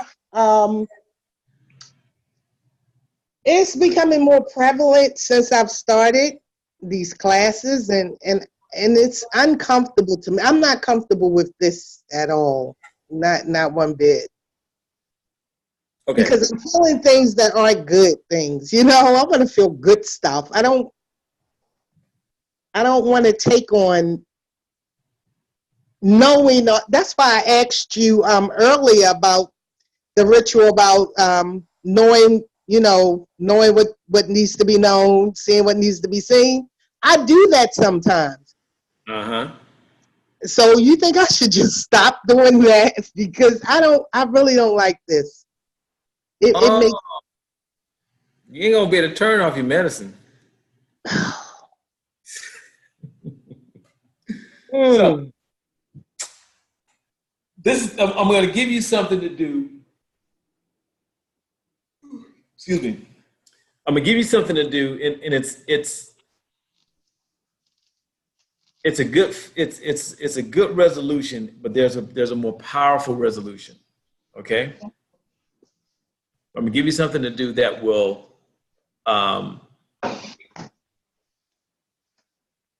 help you with what you're dealing with. So go to your ancestors and explain to them what's happening, and tell them. I can't really hear you, Chief. You're breaking up. Okay, is that better? Yes. Okay, so go to your ancestors. Explain to them what's happening. Look, I'm empathic. Y'all know I am, because y'all are. Simple as that. Now, I like my medicine, but I don't like the way that it has me feeling. I don't like that it takes, it actually, it's like when you experience your medicine, the empathic part of your medicine, it's like it becomes a part of you, like it becomes some of your emotions. And so you tell them that you don't like that part. Mm-hmm. And that you need for them to keep the emotions at bay, like keep them at arm's length. You can know that the emotions are there, but you don't want to be encapsulated or covered by the. Okay, because you know I'm dealing with this my mom's situation with the Alzheimer's, my husband with the heart condition. Yes. And it's just been overpowering me lately. Like, I don't want to lose anybody. I know nobody came to stay here. Mm-hmm. But you don't want to lose your loved ones. I mean, right. So I'm now battling, like, I don't know if it's my mom, I don't know if it's my husband, but somebody's leaving here and it's going to be soon. And I know it because I can just feel it. Mm-hmm. And I don't know what to do. I mean, I can't stop it. I know it's nothing to do, but it's just that this part, I'm just really uncomfortable with this part. Okay.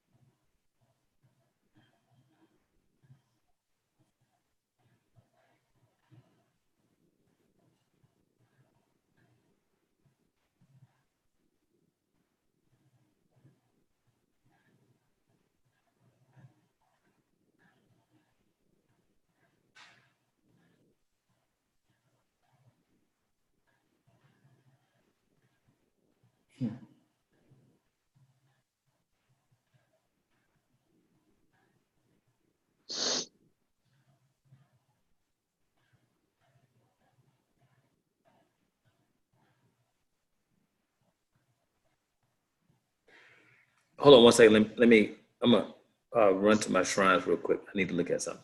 Give me a second. Okay.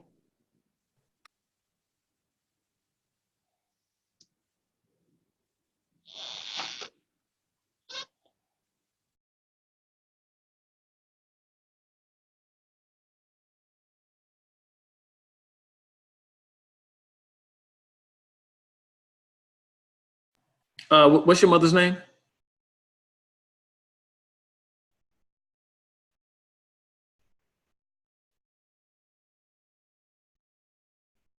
Her name is Ethel. Ethel? Ethel. Mm-hmm. Ethel Henderson? Yes. Okay. What's Clarence's last name? Jones. Okay, gotcha.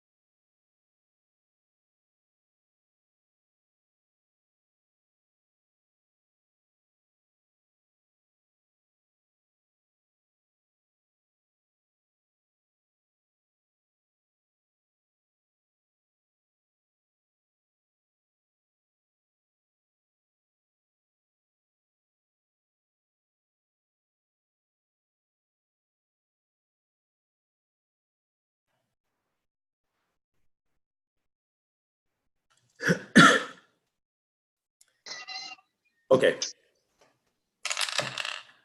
So.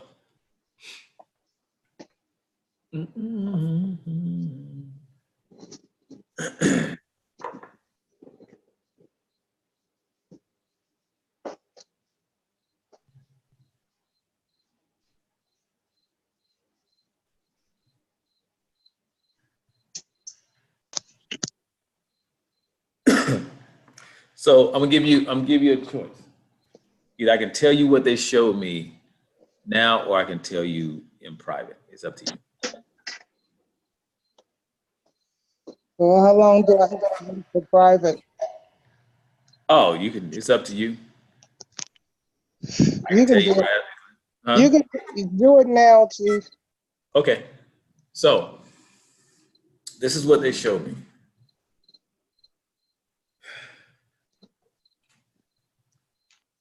Your mother, whenever when she transitions, it's going to be extremely peaceful. Like she's going to go to sleep, and she just won't get up.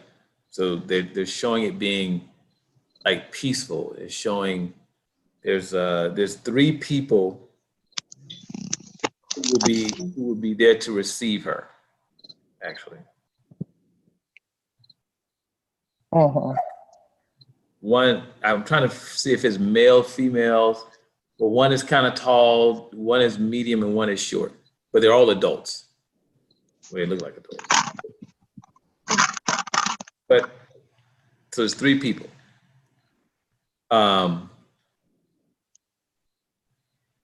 Clarence.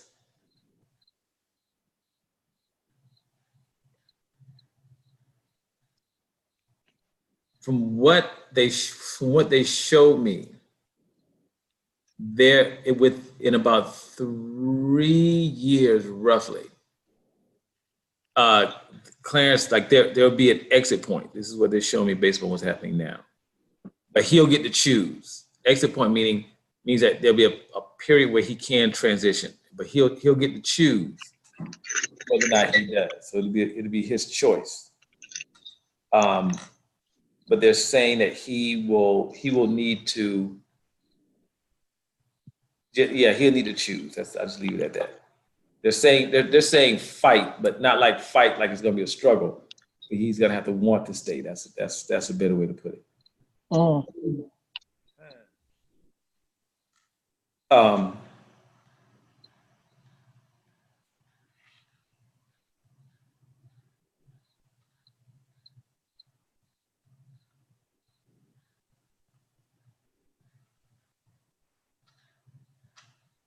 And so I looked at a time period.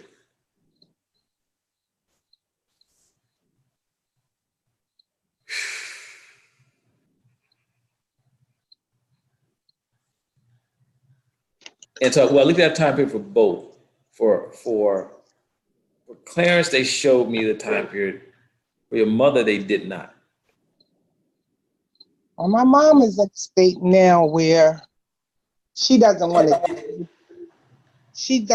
do anything, and she's real combative. So I bathed her today, and she got up out of bed just cussing and fussing, asking for God to just take her because she's just sick and tired of having to do this and do that.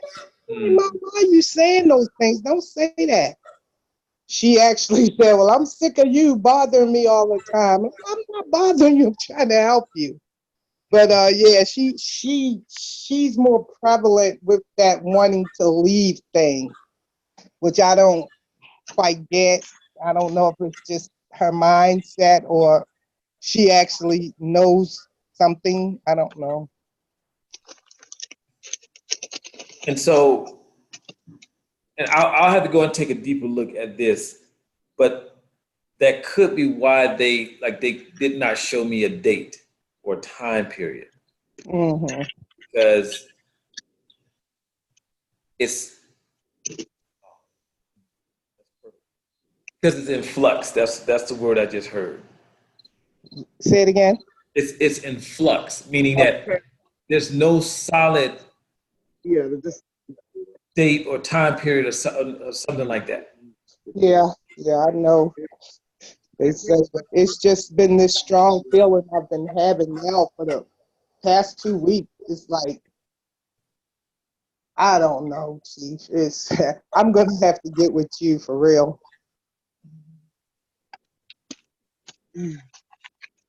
Yeah.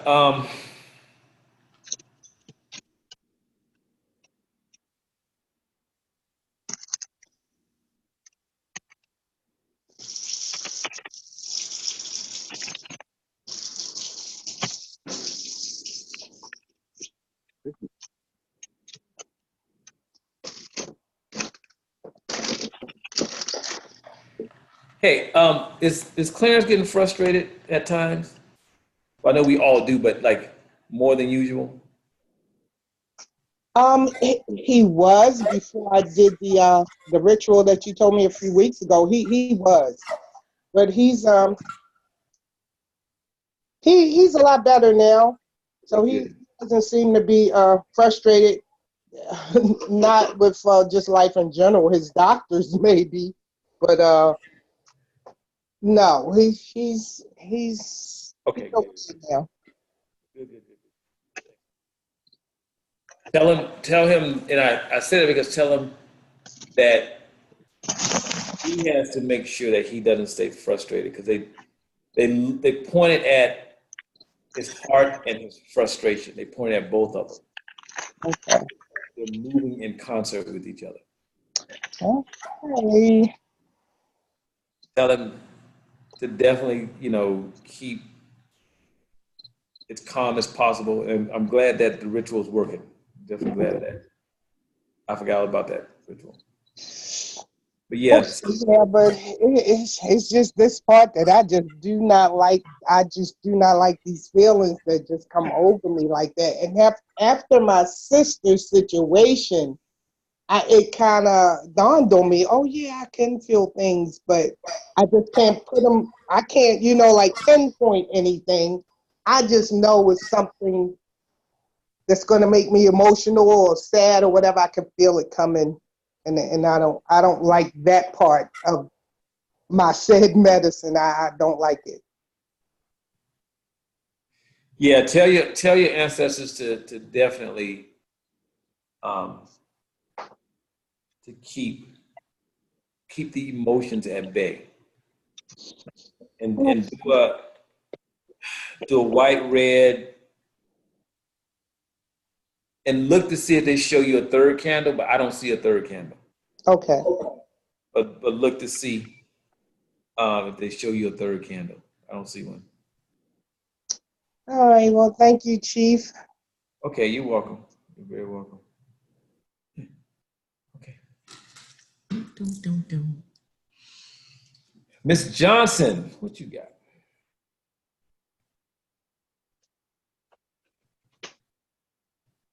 Hey, Chief.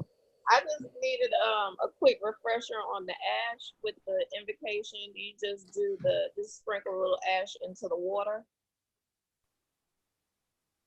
Oh, that one. Sure. So this is what you do. You take ash. So you do the ash first before the water. Okay. You take the ash. You sprinkle a little bit of ash in a bowl. Remember, the bowl needs to be made out of natural material. Then once you've gotten the ash in the bowl, you pour a little bit of water over the ash, just enough to cover the ash. You don't need to fill the bowl up or even have really a quarter of the bowl full of water. It's just a little bit of water. Then once you do that, you want to take the rock in the stick, start tapping the rock in the stick, and place your left hand flat on the floor. And then you start calling your ancestors by name. Okay, you got it from there? Yeah. Okay, cool. And make sure your eyes are open, not closed. Okay, thank you. Hey, you're welcome.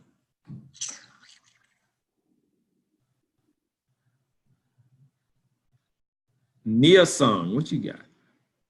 You asked a question earlier, didn't you? Yes. And so it's pretty much the same thing, just for clarification.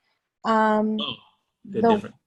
The water ritual, right, is the first part of the self-awareness ritual, right? It's one and the same, or is it two separate things that everyone keeps talking about that I'm confused? Two separate things. Okay. So the water ritual is designed to give you awareness to the directives and the messages that you get. Okay. The self-awareness ritual is designed to have you to be self-aware, to be very present. So the self-awareness one was given out in a different class? Is that what it is, or? Yeah, that one was that one was given out in each active class, or each class that was currently happening. Yeah. Okay. And we didn't have a workshop in July, so I didn't get a chance to give it out to everybody. Okay. But you can go into the Google Classroom ARC, Beyond ARC group, and the rituals in there. No, I have the water ritual, but No, the other one is in the ARC group too? Yes. Okay. I'm correct about that, right? I thought it was in there. No, I don't think so, Chief. Oh, I see. It was only for those active classes, so it's in their classes, the recording. Okay. We can post it in the ARC group. I just wasn't thinking about doing that when I was giving it out. Now, you know, it's like 3 different ones. 3 different self-awareness rituals? Yeah, just the verbiage is a little different because of who we're speaking to. Give her the one that you have. You know, I combine mine. I'm a heavy hitter. Come on, Nani. I'm gonna have to hit you up after class, Misty. I don't have that one. I combined all 3 of them things, girl. Ready. Oh, did you? Oh, yeah. So I gave them based upon how I was getting them for each class. Okay. So they are just slightly different. For example, the P1 class, theirs is different because they don't have a shrine. So this is a little different. But you get the one, get the one Nani has. Get the one that's combined. That's fine. Do that one. Awesome. My second question is just about, and you can, I don't know if you're going to answer it in this class or a different time. It's just about P3 and what's going on with that. Oh, registration is open for P3. Mm-hmm. It will start the 23rd of September. The weekend hasn't been set yet, though, right? Correct. We're waiting to hear from the place where we're gonna rent the property.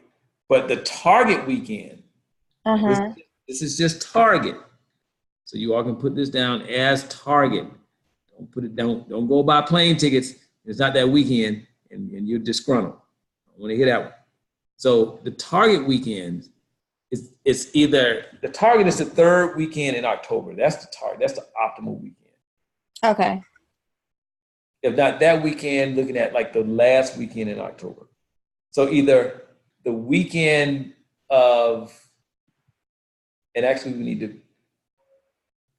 be there like the starting on that Friday, the 18th or the 25th. Okay, the target weekend. Oh, okay, gotcha. Okay.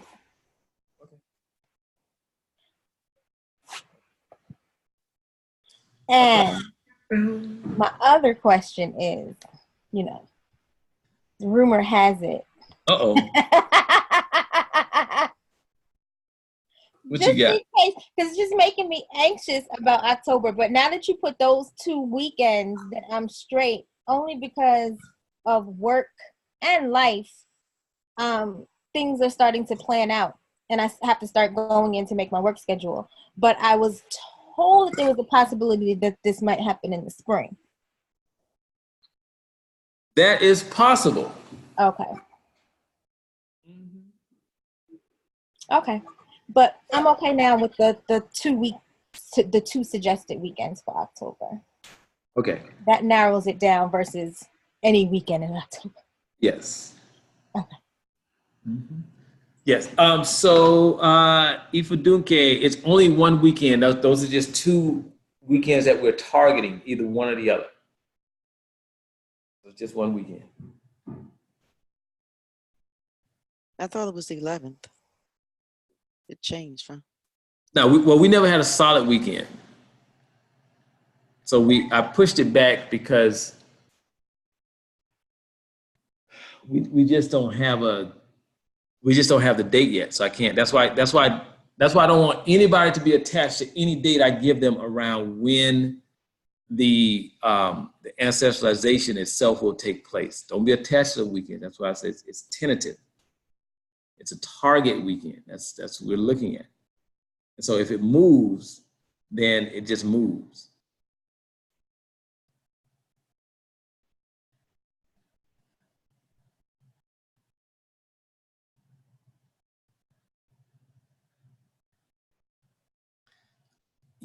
Nani, you can post the ritual in Beyond ARC. That's fine. That's fine. And you need to make sure you specify that the one that you're giving them is for people who have a shrine. If you don't have a shrine, it's different. So be clear about that.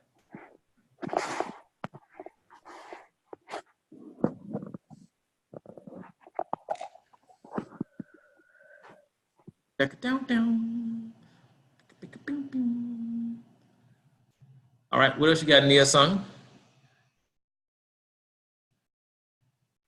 I'm done. Okie dokie. Yes, thank you.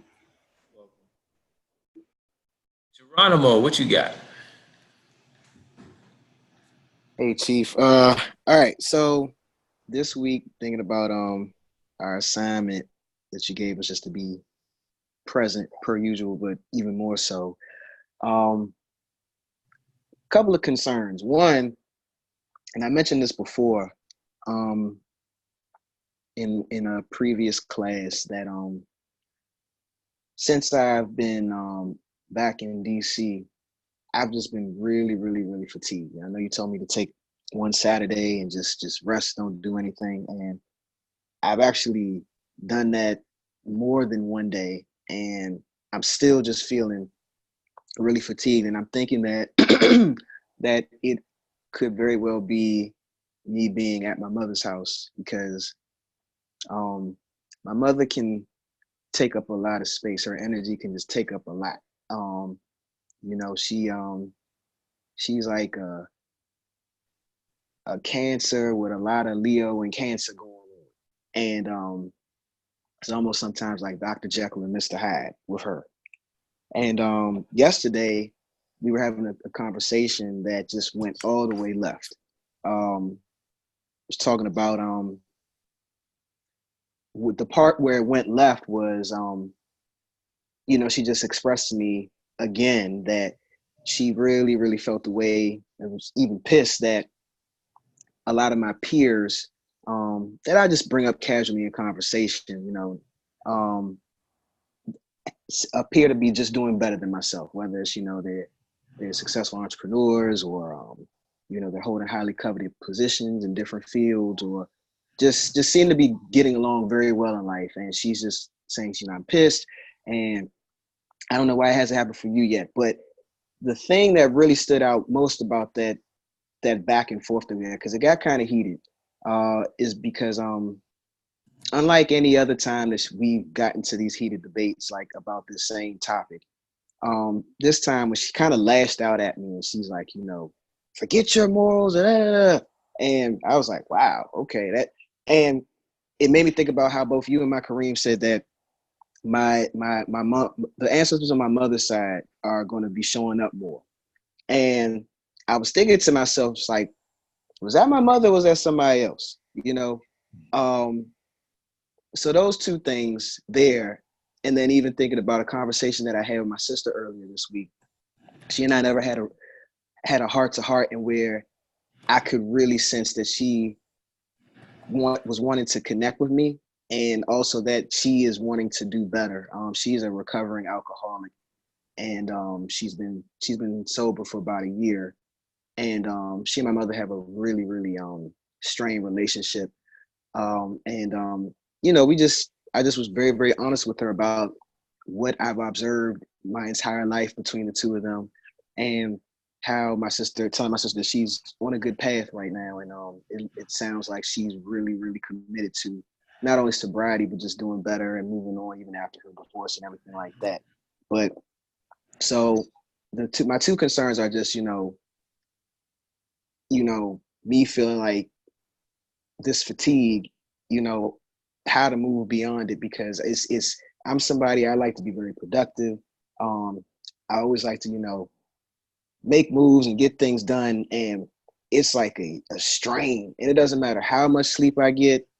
I could drink coffee, and it's just like I still feel like I'm just tired all the time, and it's just, it takes everything in me just to get up and, you know, go outside and do one thing for the day, you know.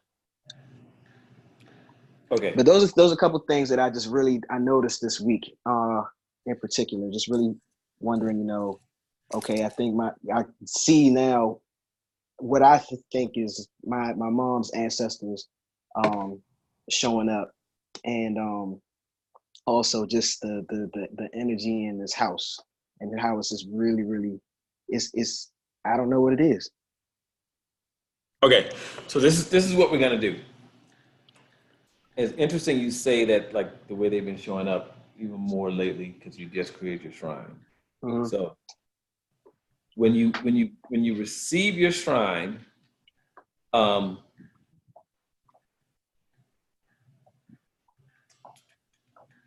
there's a ritual that I'm gonna give you to do when you get it. Okay. From your mother's ancestors, to get them. Okay. Yeah. Okay. And then there's, during week 5, I think, of the shrine class, I'm gonna give a ritual to impact a person's, like a family member's way of being. Okay. And then you can actually use your mother as the family member. Okay. Now, okay. So yeah, we'll get those handled. Okay.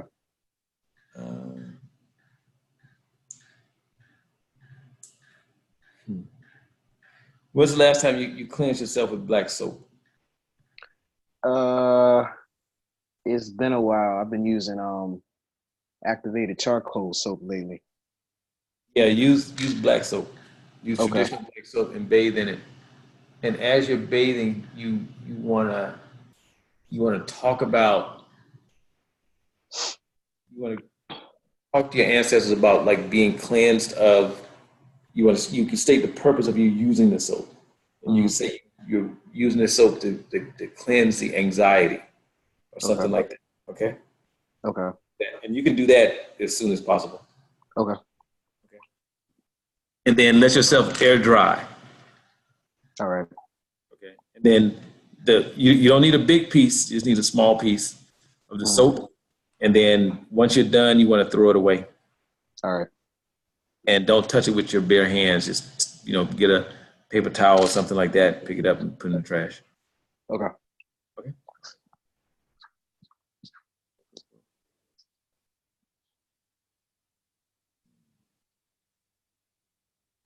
All right. Ooh, where does the other hands come from? I see.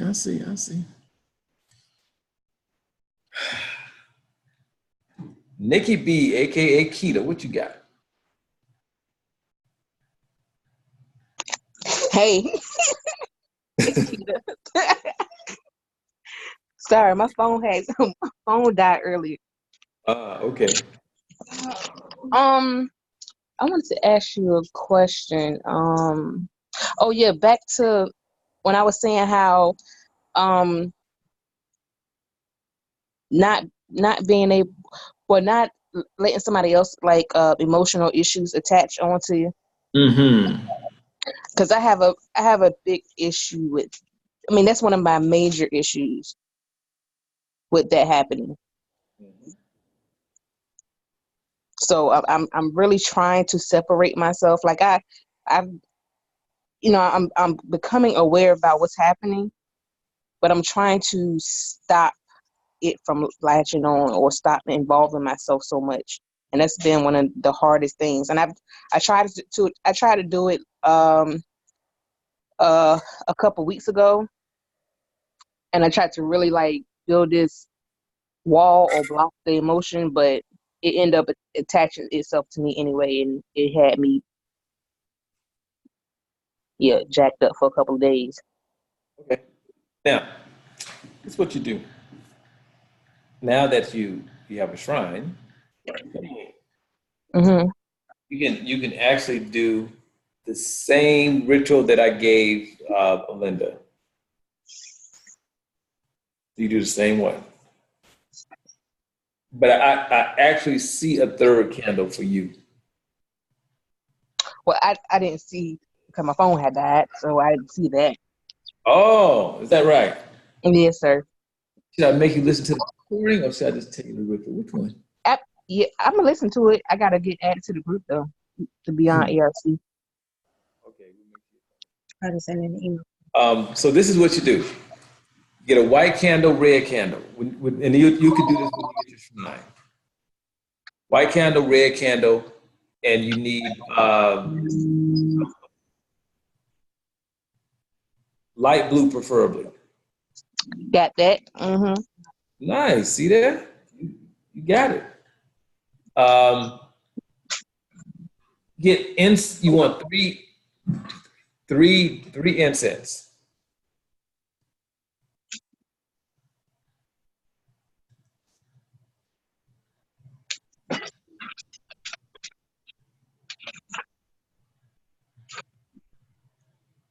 Good thing you didn't hear, because your people asking for a little. They being a little greedy, asking for a little more. I'll tell you, boy. And you need some the incense. You need some oil, like 6 flowers oil or something like that. Okay. Okay. Got it. All right. Cool. The white candle, you're gonna pray about the star shining. You're gonna pray about you shining, you being bright.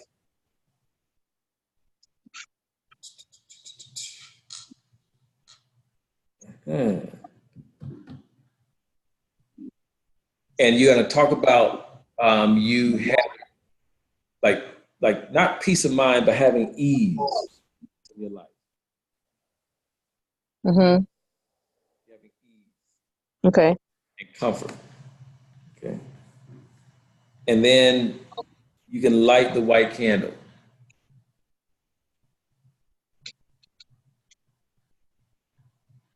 Okay. Okay, now go to the red candle.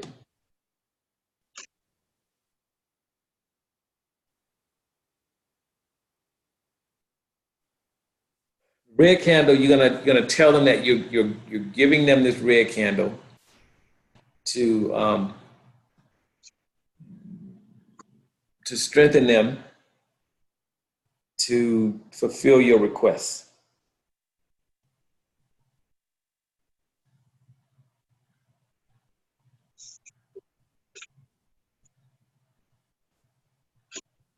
Okay.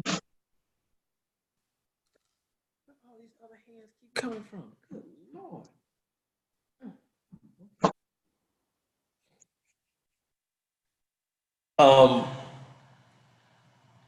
Then you can go ahead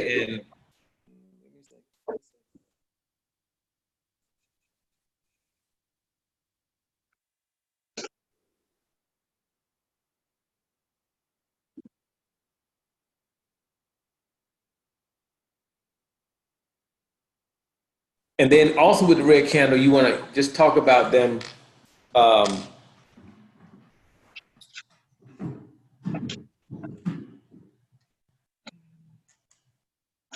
talk about them like repelling or pushing back like the energy that doesn't serve you, or like the energy of other people or something like that.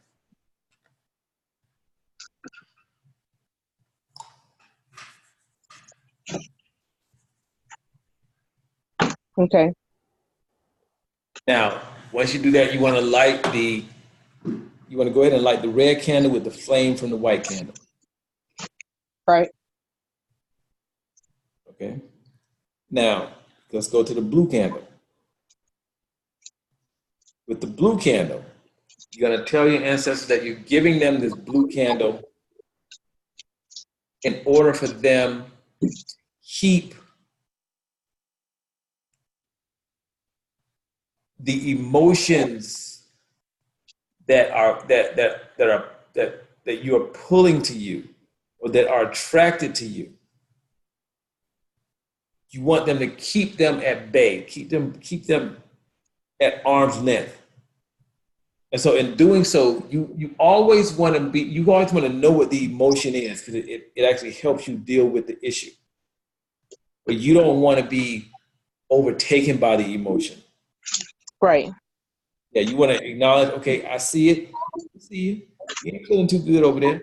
Sad, that's good. You want that to stay, you want that sadness to stay right over there where it is. Okay. You tell them to keep it at bay, keep it away from you, but you still want to know what that emotion is, but you don't want to be taken over by it.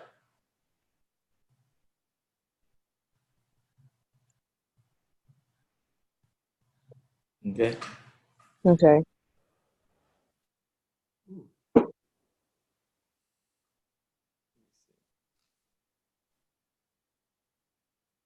Let me see something to add to that.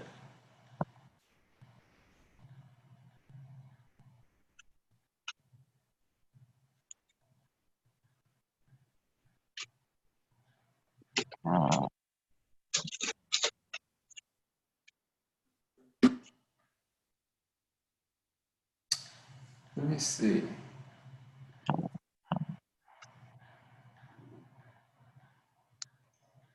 Okay, that's fine. That's enough for that one. Now then you take the blue candle and you light it with the flame from the red candle.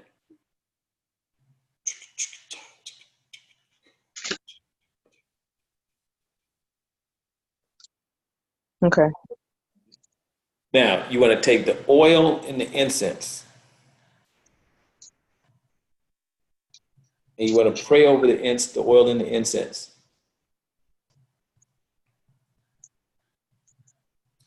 And you want to talk about the way of being that you want to have, like how you want to feel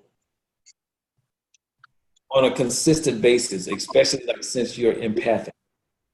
Like you always want to be filled with joy, with happiness.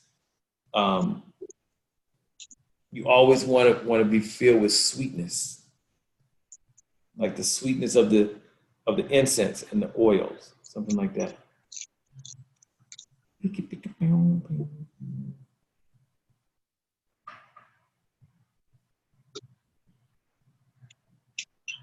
Okay. Mm-hmm. Then you light the incense with the flame from the white candle. And then you stick them in your shrine.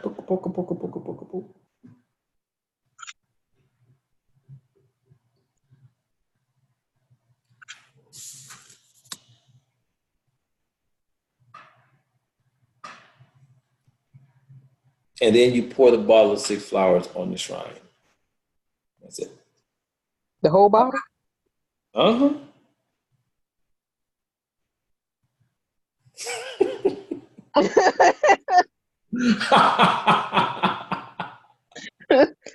Okay.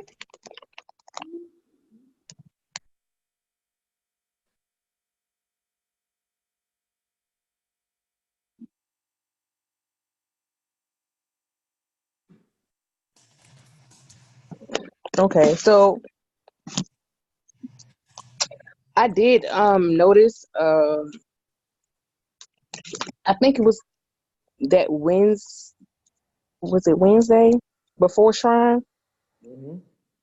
I did the self-awareness ritual, and I did ask for them to be behind me on that Wednesday, to be behind me on the day of Shrine, or I let them know what was happening, what was coming. But I think still in my head I had doubt about what was going to transpire on that day. So that Thursday night, I dreamt of everything that was going to happen that day. As far as even to the point of where I think whatever, even down going to Mr. Sharp, going to his but I just see his little with his little puppies. Remember I asked you, I said I seen puppies in my dream. I don't know why I seen puppies. And when I got to his farm, I seen his puppies. So from that to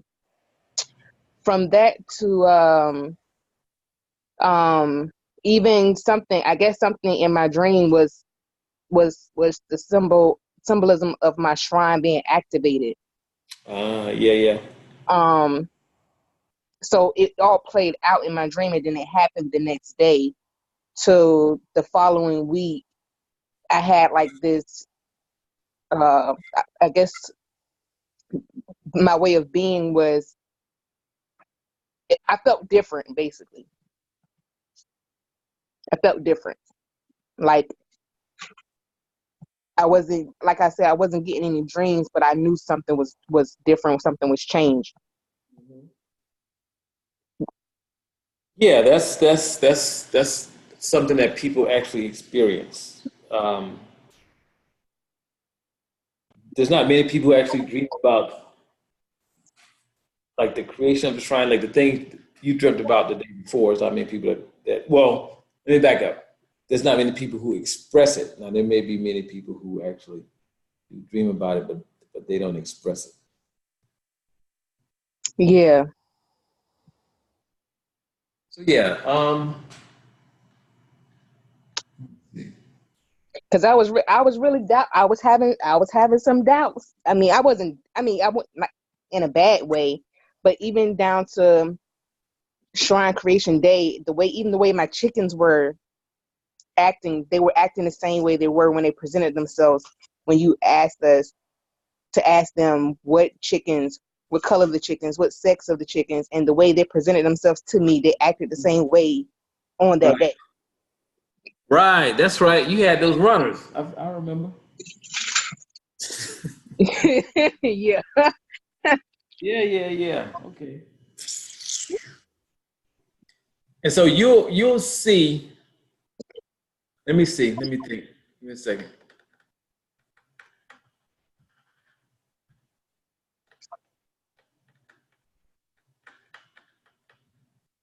The difference or the difference that you'll see exactly what that difference is. But the only way you'll know what it is you're going to have to experience it. Meaning there's something that's going to happen, not bad, but just something that's going to happen that is going to allow you to see, because something shifted. And the only way you can see what is shifted is something is going to have to happen in the way that it will ordinarily occur to you is going to be different, totally different.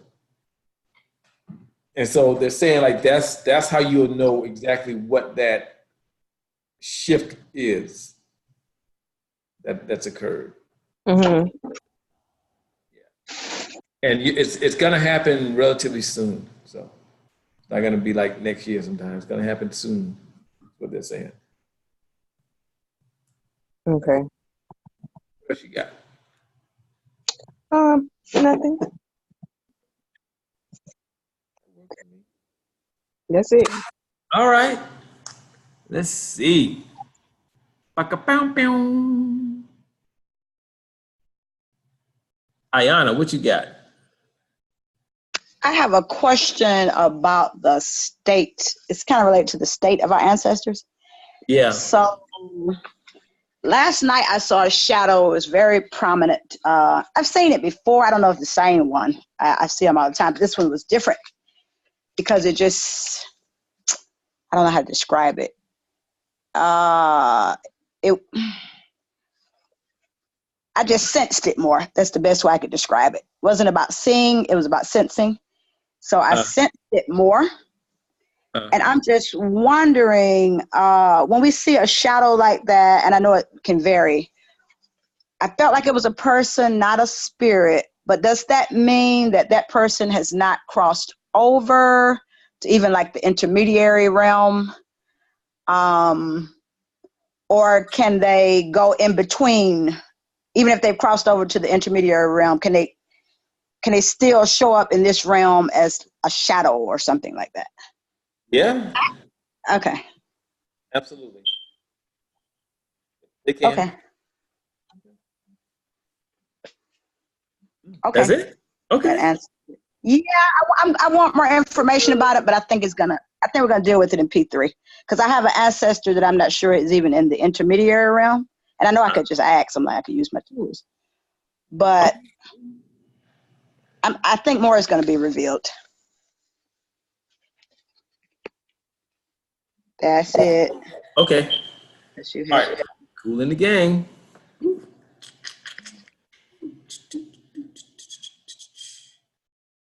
All right. Supele.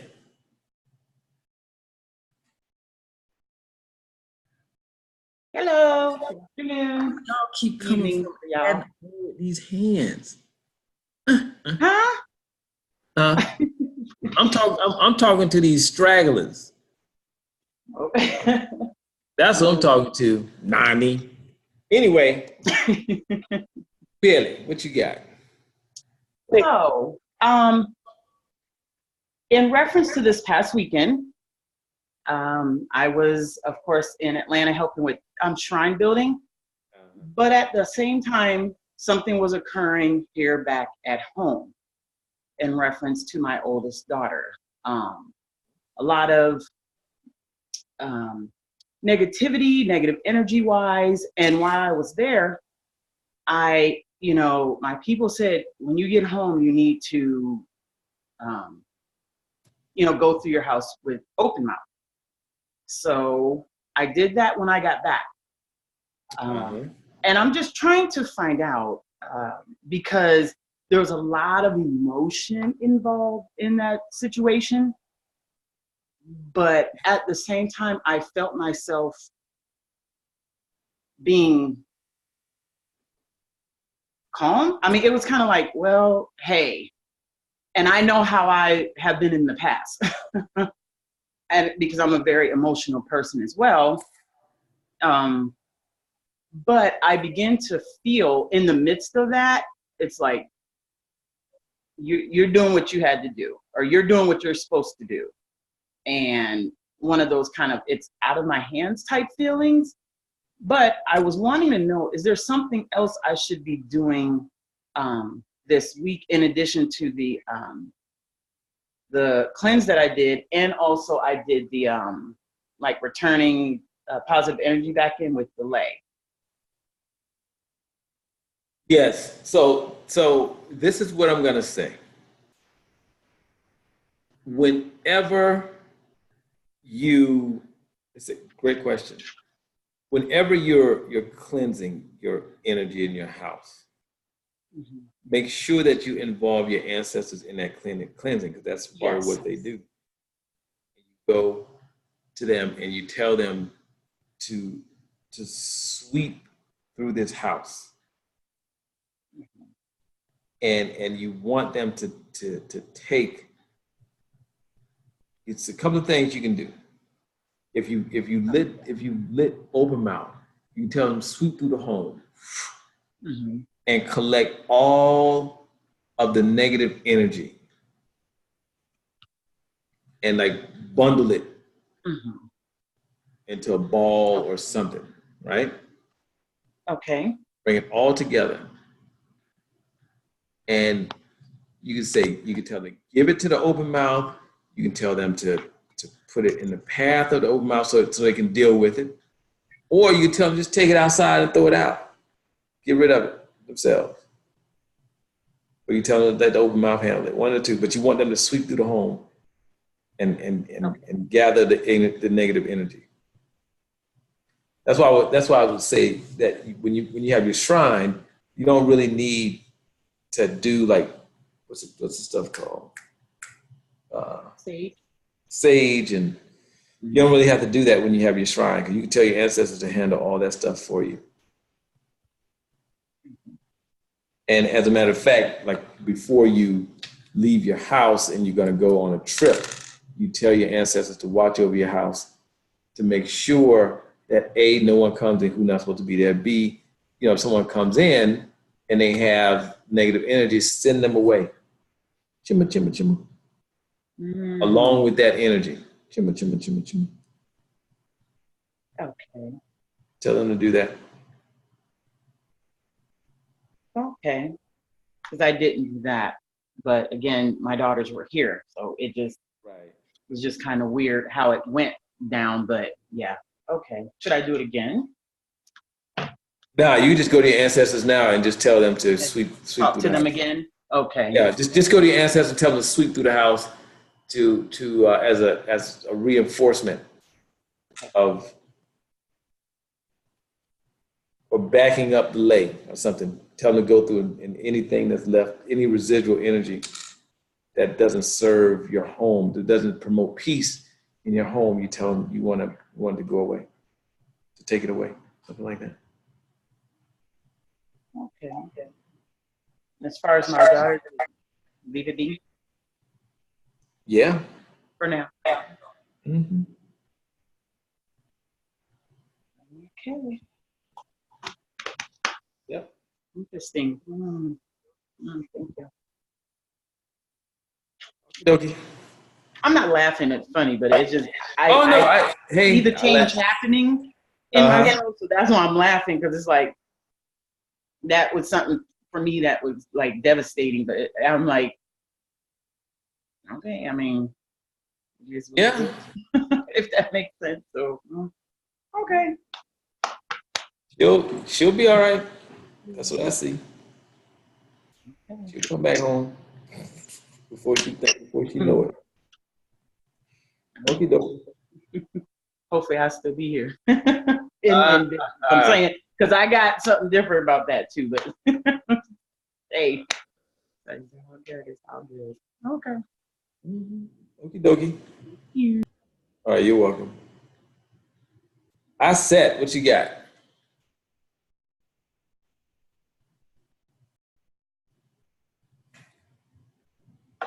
Hear me? I can barely hear you.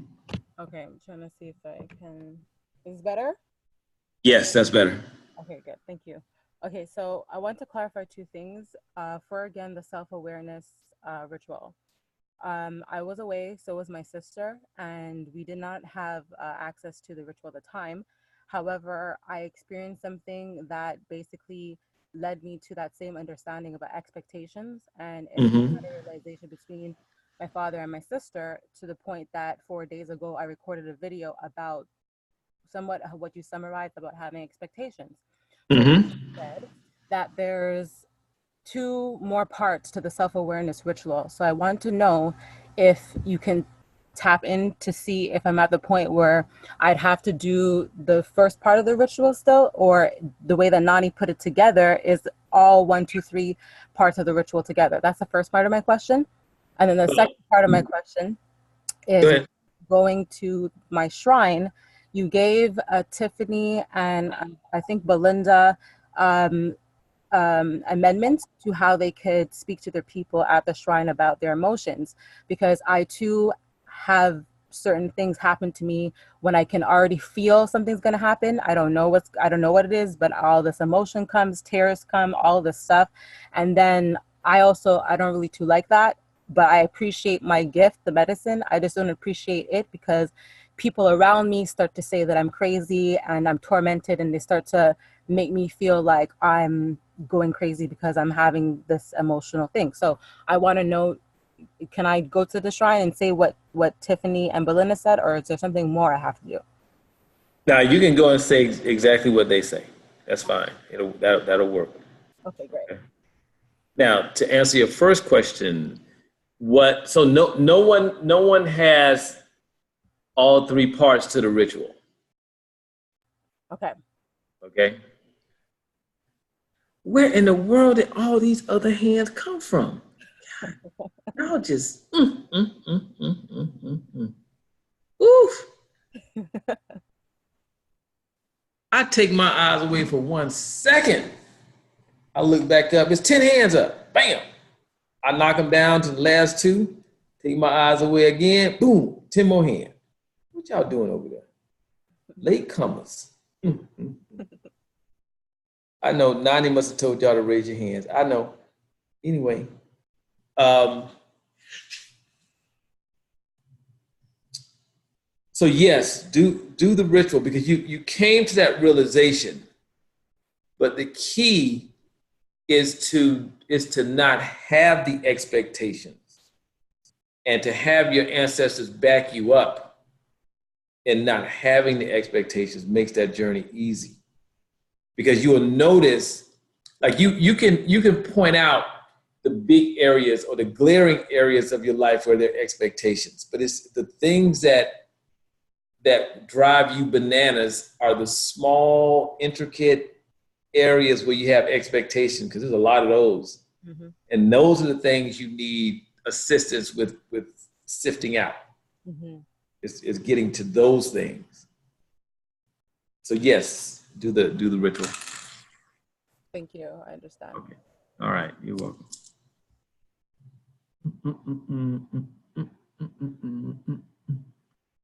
Who I got next? Nani.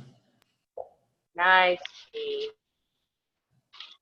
I see you sending people private messages telling them to raise their hand, but keep going. I have not done no such thing.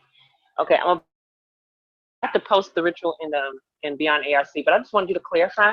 I know I asked this to you privately. Usually when we pray over, when we're doing a ritual, we pray over the items, so the candles and the incense. But you said don't hold the 6 flowers oil. Pray over everything else, and just have it to the side. That way you can continue to use a little bit of that oil at a time throughout. Is that right? Yep, that's right. For that ritual, the ones that I gave earlier to the who I gave them to Nikki and somebody else. Who knows? Keita. Yeah. See, it is actually Nikki disguised as Keita. See, got me confused. The ritual that I gave to Keita, I was told by her people they want the whole bottle. So ordinarily you could sit it to the side and then pour a little bit on there. But in that instance, no. So for the ritual that you're giving, you can just pour a little bit on the side. And hold it to the side, just pour some on top. The way that I instructed initially, okay? Okay, yeah, okay. All right. And you said in one of them too, and I said to somebody, tell your ancestors, I don't want to come to you a second time about this. And I was saying that, but then I realized I am coming to them a second time when I do my maintenance ritual. No, you're not. Still say that? No, you're not coming to them a second time. No. So this is what it means to do a second time. Like I do maintenance rituals all the time.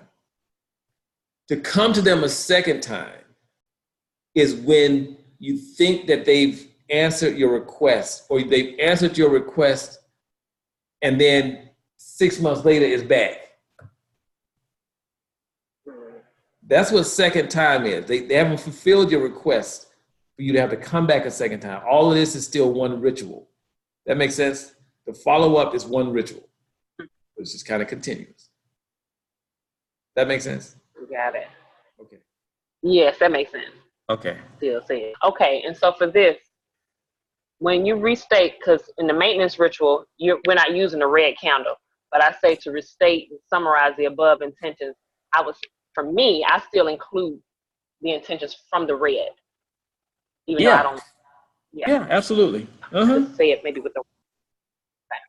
Yeah, you can restate your intentions, all of them, but you just don't need the red. All of them. Candle. Got it. All right. I'm posting that now. Okay, that works. Keep quick. Thank you. You're welcome. Nia Sung, what you got? Woo. See, I'm down to 2. Watch this. Close my eyes and watch what happens. I don't have a question. I actually wanted to share something. Yes, please. And the reason why I'm sharing it is because it's been almost, I guess, a year, right?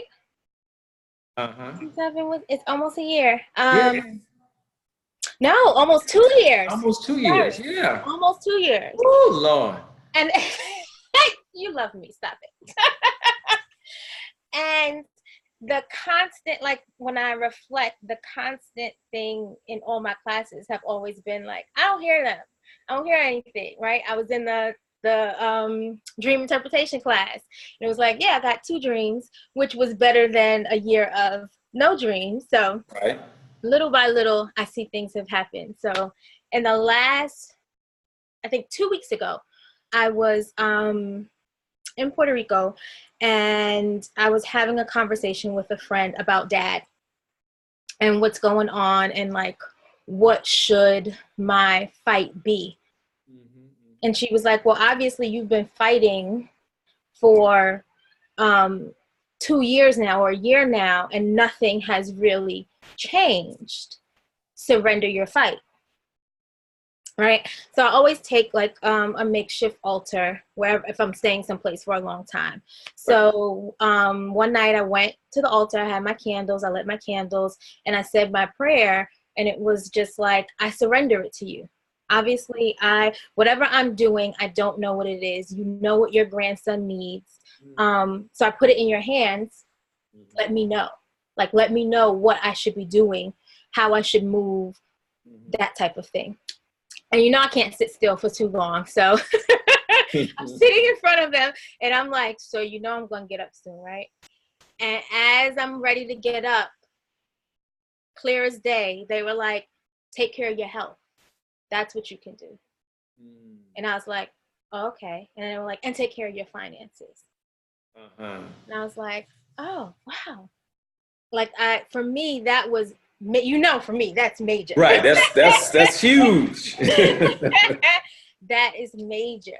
And then, so that night, I also just had the feeling, someone I heard was it was around Lionsgate portal.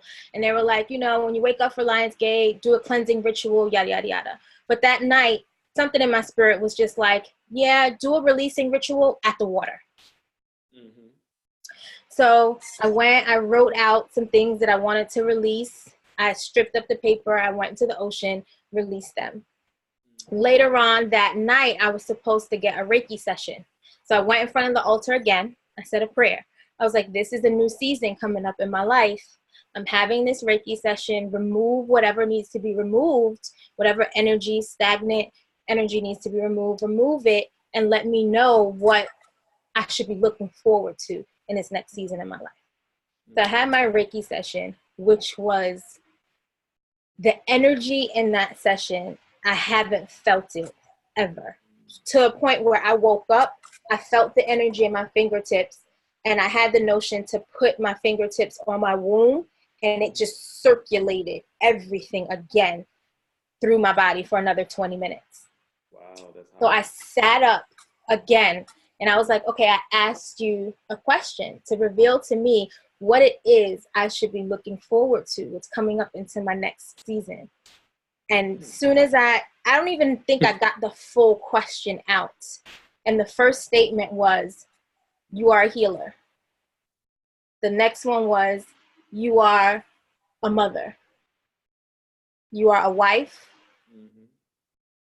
And you are a business mogul. And I was like, okay, I can go to sleep now. That is hot. I can go to sleep now. That was like the most amazing feeling and confirmation from them. Like, I was so ecstatic. You know, that's the thing I like about everything you've said is that you were willing and you gave yourself permission to be patient and just allow the process to unfold. Because it unfolds differently for everybody. Mm-hmm.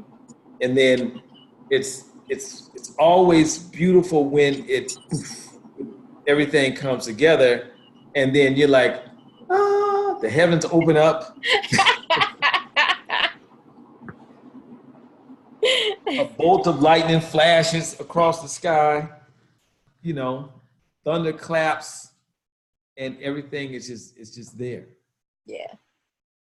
Mm-hmm. Yes. I just want. The moment you said that after the Reiki session, you said, and they told me to put my fingers, they said, oh, on her womb, because she's a healer. Everything you said, it came to me the moment you said that. Wow. That's hot. Yeah. And just be patient and just watch how beautifully it all unfolds. And you'll see it just unfold right in front of your eyes. Just seamlessly. Mm-hmm. Nice. What else you got? I'm excited. That's it. Nice. I just Right. That is hot. That is hot. See, you're welcome. Now, didn't I tell y'all, as soon as I turn my head, another straggler pops up. Ifa Dunke, what you got? You are a straggler, but you're not the latest straggler. How about that? Can you hear me? Yes. Can you hear me? All right. So I'm at some event. I'm over in the corner somewhere. Okay. Uh-huh. So I hope everybody can hear me. All right. So I wanted to describe my week. I went through the shrine creation last weekend. And again, I thank everyone for that. All right. So now my week at work was a little interesting. It feels, I'm not going to use the word magic. Let me just describe it. All of a sudden, some things that, of course, I work at things, but a lot of things came to fruition really quickly without, you know, it was with ease, I'm going to say. Like I talked to somebody about something, and then a couple of days later, I get these commitments for 3 full-page ads from PG&E. Wow. Okay, 3 full-page ads. Then I have somebody else who contacted me, and I actually was getting a little confused because I was like, oh, I'm working on this, but then I'm working on that, and then it was like, no, you have another deal about non-smoking, right? And that one's like 10 runs, 10 runs, okay? And then today, I talked to a guy on Thursday, but then today, Saturday, he sends me this text and says, yeah, why don't we just go ahead and just do those 2 runs and then put something on the website and then there you go, huh? Okay. And then another guy who was gonna have an ad this week, he decided, no, it was gonna take a little bit longer. And then he goes, oh, I'll just send my assistant over with a check. And you know how you just go, yeah, right. Why would somebody do that, right? And this lady shows up at the door and says, I'm here with a package for Brittany. It was like, and it was kind of like, it was the most productive financial week for me in my position ever. Wow. Ever. So is that a coincidence? Is that a, you know, I mean, I'm in gratitude. I'm in gratitude, but in the back of my mind, I'm still like, okay, who working? Who doing what? Is it, you know, though, and it's like I try to neutralize that, you know, and so, but anyway, I just wanted to, because last time we chatted was Monday, and I guess that was a little too soon for me to tell you the rest of my week. So, but there was something that was said in one of these two sessions about the gods of our ancestors and those other spirits and all of that. And so I was like, oh, I have folded them in with what I'm doing. You know, I'll include some gin for them. I'll include, you know, like a separate plate for them. Because I was like, okay, let me hook everybody up right now. Yeah. So anyway, that's what I wanted to share. You know, I mean, I would love to continue even half of what happened this week, but anyway. Oh, and then a family member who got a master's, they just closed on their new job, and they called Friday and said, okay, I just got the word that it's final. I accepted the whatever. Okay, that was the last thing that happened. Okay, all right. So I'm gonna shut down some of this noise where I'm at and listen. Wow. But thank you very much. You're very welcome. I know I gotta send a package to you. So okay, thank you. You're welcome. You're very welcome. Man, that's hot.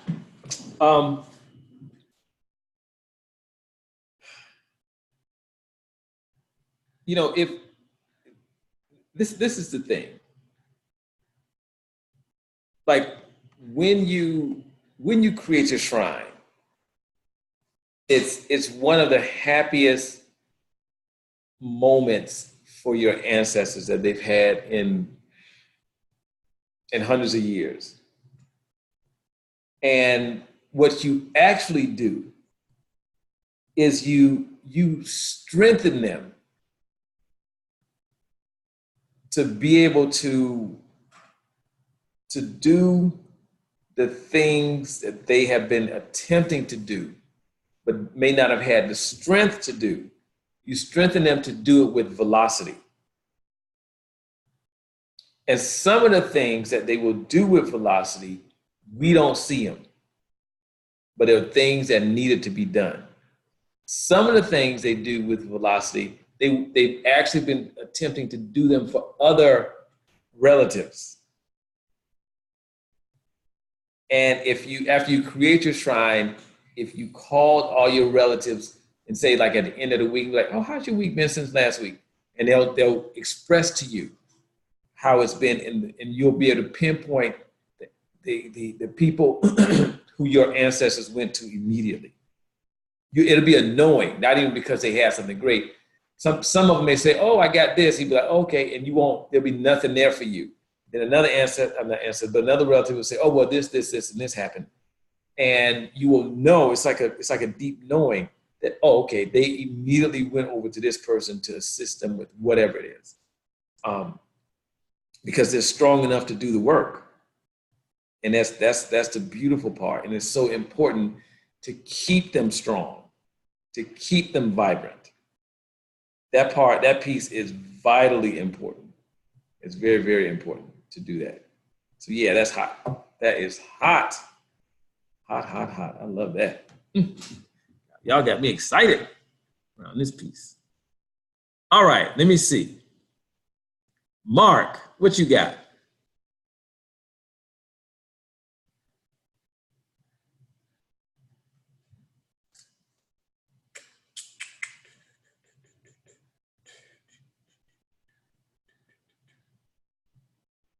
Mark.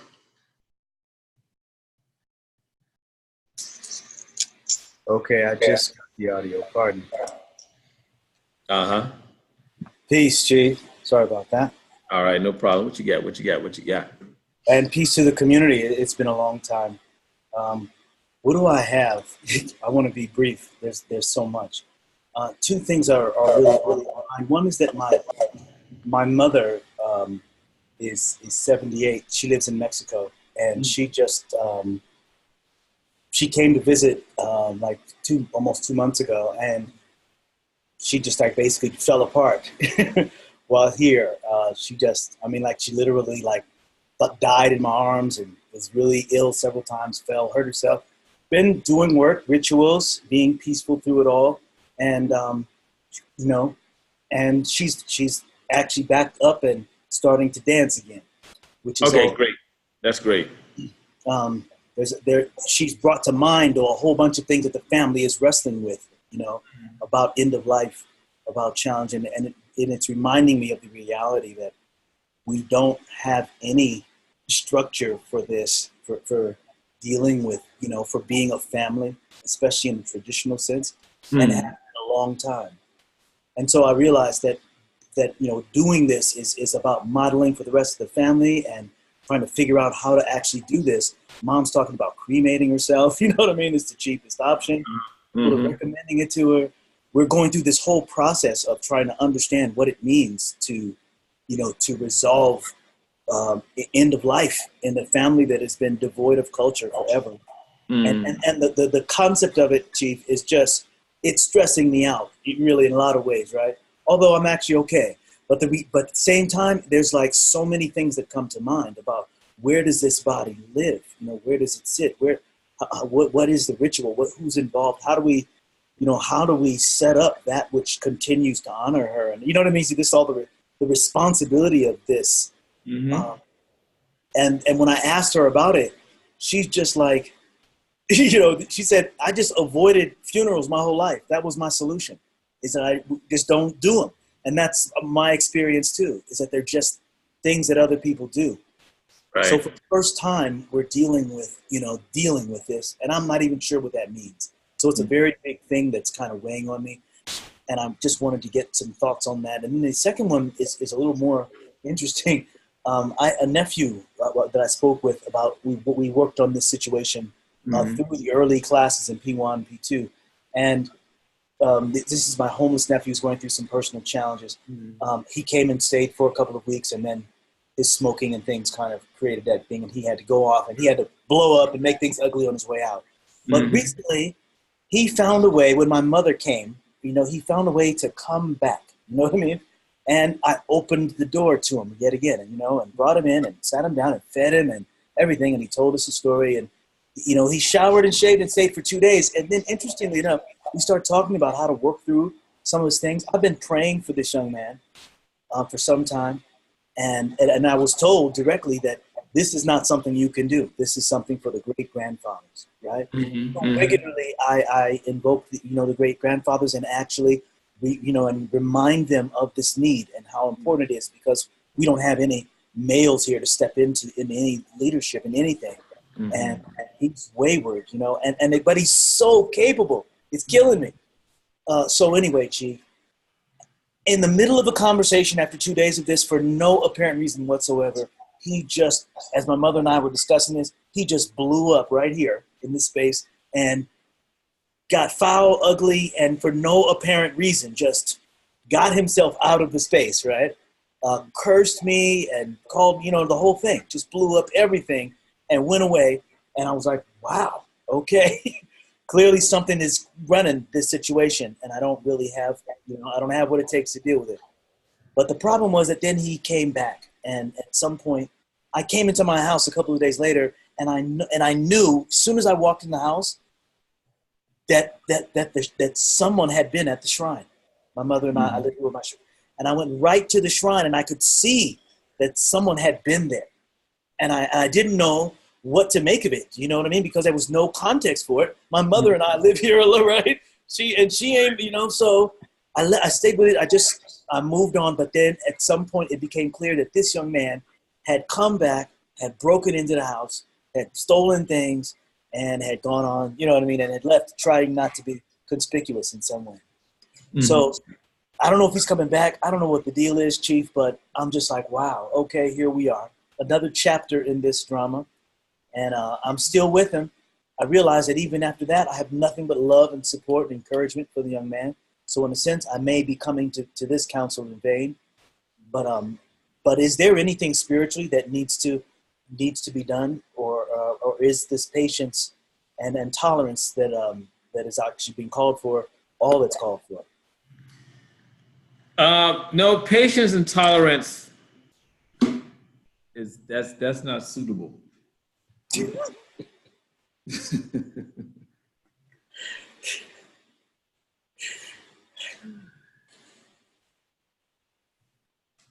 Because what needs to be done is a couple of things came to mind when you were speaking. All right. One,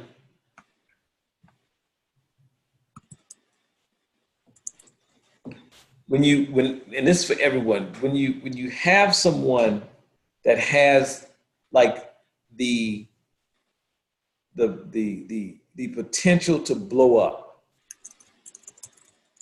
and we all have family members who are like a powder keg. At some point you just don't know when it's gonna happen, but it will happen. They're gonna be like, poof. What you do is there's two things you do. One, you send your ancestors to deal with. You have to begin to look underneath what's going on, not what you see as the situation. Because what we see is one thing, and then there's the unseen. Then there's the unseen, which is actually at the root of it all. And so you go to your ancestors and you tell them that it is their responsibility, or you're putting the onus on them to root out whatever that is haunting that particular relative. Because it's clear to me there's something that's haunting him. Not like a ghost. That's what I'm talking about. The unfulfillment of purpose can haunt you. So whatever it is, it's that thing is haunting him, and it needs to be rooted out. That's what's at the source of it all. That's what's at the root of it all. And the thing that's haunting him is not ever feeling as though he is good enough. That's what's at the root of all of it. And whatever the good enough for, it could be a host of different things. Who knows? But there's a level of inadequacy that he's dealing with. Mm-hmm. That when he's in the midst of harmony, it begins to bubble up or disrupts. Because the thing not being good enough cannot exist in harmony. It just can't. And that's the thing that's riding him like a rented mule. That's what's on his back.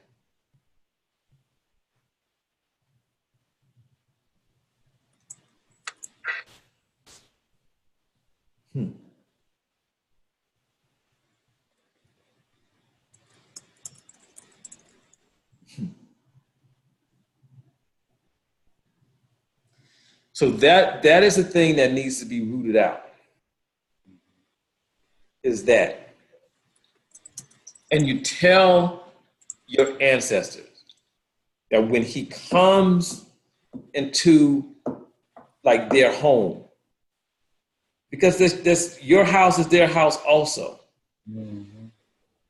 That you don't care if it takes 1,000 or if it takes 1. They must come and sit on him to keep him still, to keep him from disturbing the energy or the force that they've helped you to create in your home, that peace. And you tell them that like that's their job, that's their duty to do that. And in the midst of all of that, to go to him and root out that which haunts him. To extinguish that which haunts him. So that he can come to center. That's what they're showing him, like doing this. So he can come to center. So that he can experience peace as peace. Not experience peace as not being good enough or being haunted by that.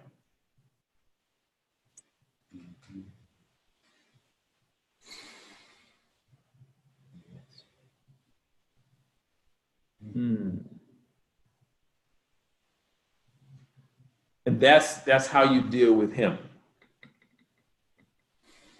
He's easy. He's easy to deal with. He's easy to deal with. Yeah.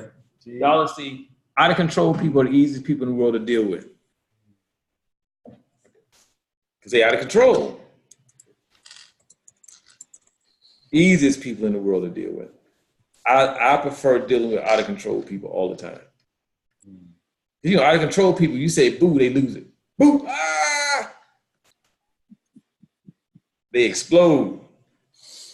But they're easy to trigger. They're easy to deal with. Easy to manage. It's the easiest people in the world. Very easy. So, Chief, Mom tried to get into the first class, the P1. Well, she was in Mexico, and it was a nightmare, right? She just couldn't. The tech couldn't come together. So so she's considering this next round. So we'll see how that plays. Okay, make sure that you be in contact with Nia. So if she's going to do the next round, she'll go ahead and put her in the class. You got it. Okay. Thanks for that, Chief. Yes, go ahead.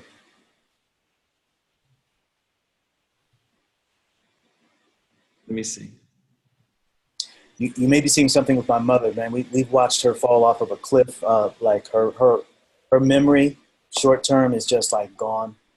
It's incredibly challenging. Like minute to minute, she's like hit some real stuff, and it's funny. We went through the whole 7 stages of dealing with it, from anger, resentment, bargaining. You know what I mean? Everything, and now I'm finally at acceptance, and so now we're starting to work well together again. But she has reduced capacity, and she's getting medical attention now for her heart. So medically, I don't even know what to do for her, but I just continue to put out, good vibes. And I'm just being here for her, which has really been amazing. That, really just being able to be here. She's here at the shrine, and she's been healed, and she's standing up again. So I think it's a good thing, all in all. I just want to make sure that I'm not overlooking anything or not doing everything that's possible. Is your mother heartbroken? Has she been heartbroken for a while? Oh my God. Oh my gosh. And I can barely listen. I mean, I listen out of love, but her children are so devastated. They're either homeless or drug addicted or something. And she's reaching out through them to the children, to the grandchildren. The destruction is so great that she can barely endure watching what's happening to this generation of children. And I share her angst. It is, daily we're just dealing with so much that she's on the verge of tears constantly. Right? That is what is at the root of what your mother is dealing with. That's at the root of her declining health and well-being. Is that it's heartbreak. They made it very clear, because it's not. They're saying it's not heartbreak that just happened yesterday. It's long stemming heartbreak. Yes. And that's at the root of it all. And so it's just having her to get beyond the heartbreak. And so that is what you go to your ancestors with, is healing her heart. And you have to tell them to be relentless in healing her heart.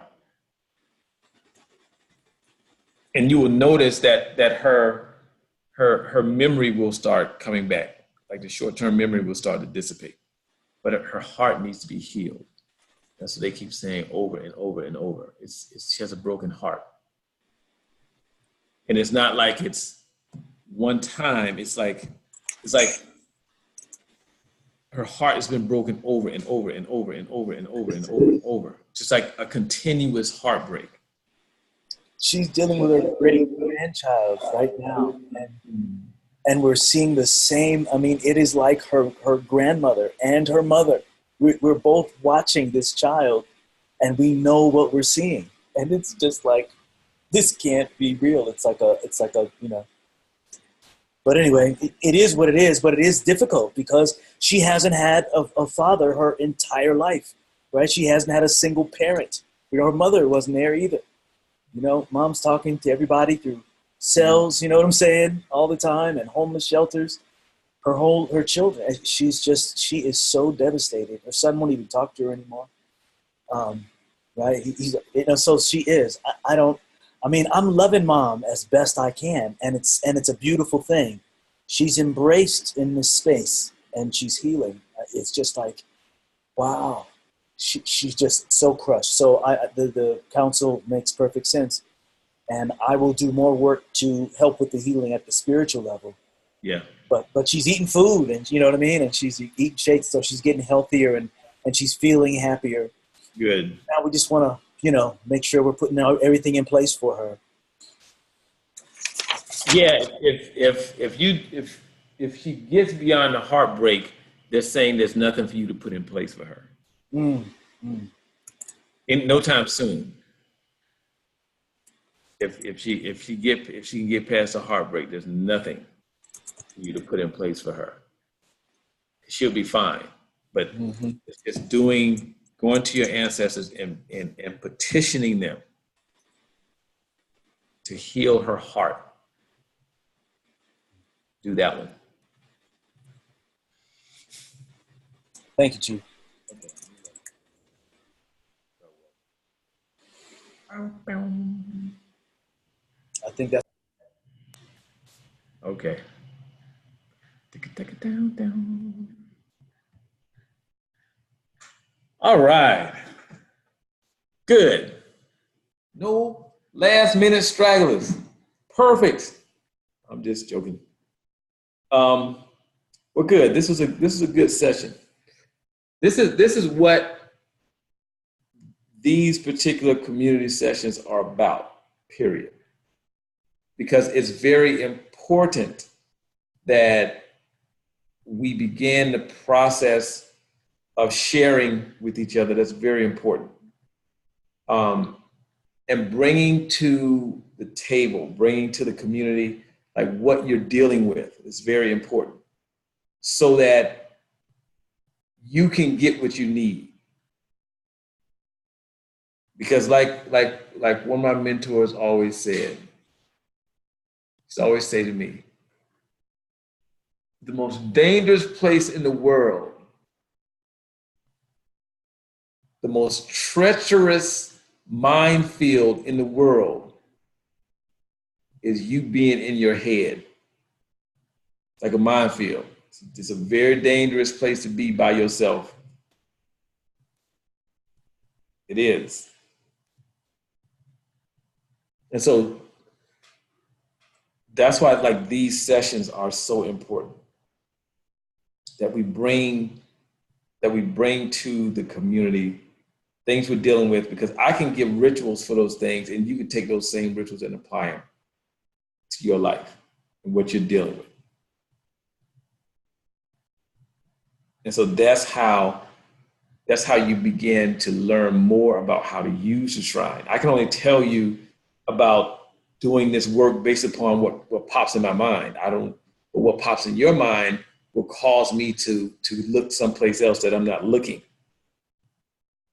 Because I can only see what I see. And my sight is limited by my point of view. Just like your sight is limited by your point of view. That's our limitation. So yeah. So I appreciate everybody spending the day with me. That was great. And I appreciate everybody's patience throughout the day. That was great also. So I appreciate all of that, and I look forward to next month on the, I think it's the 21st, I think, 20 something. One day next month, who knows? Whatever day that is, I look forward to being with everyone again. Amen. There's a lot going on the 21st, but nevertheless, we'll work it out. You'll get a notification. We'll work that out. We'll work it out. All right, so y'all have a good night, good evening. Don't share. And, oh yeah, thank you, Nani. Just 10 minutes to recap the workshop for those of us that missed it.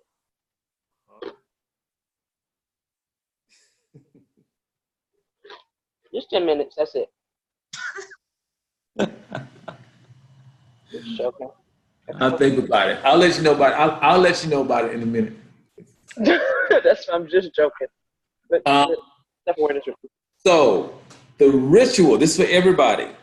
The ritual that I gave you for self-awareness. Do not stop doing that ritual. Keep doing it until I say stop. I know I said 4 weeks, but we're going beyond 4 weeks. So keep doing it until I say stop. And I'll say stop. Whenever I say stop, I don't know when that'll be, but keep doing that one over and over. That one's going to breathe life into your total existence. I promise you it will. It's going to breathe life into your existence. And then you'll be able to walk around and people will literally stand there and talk to you. And you'll be like, man, you have just made all of this up. I tell people that all the time, like, man, you made this up. Nothing you said is true. This is actually what it is.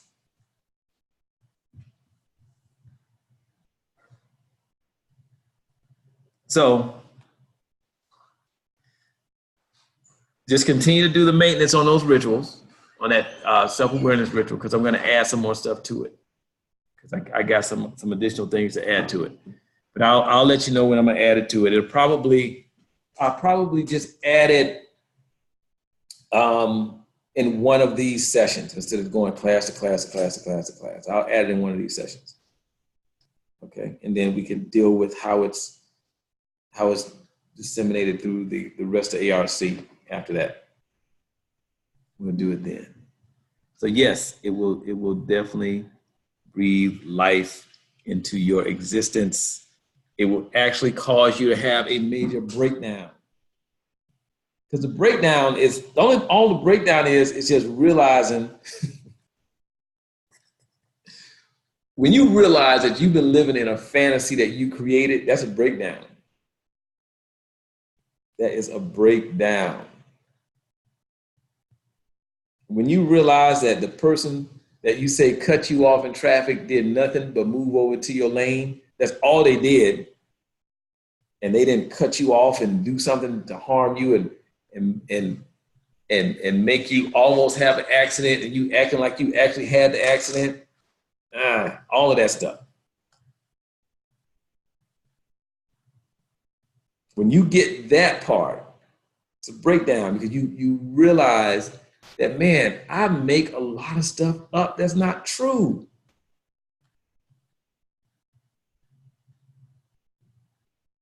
At all. A lot of stuff. All the person did was move over in your lane. And really, it's not even your lane, it's just a lane that you occupy. That's it.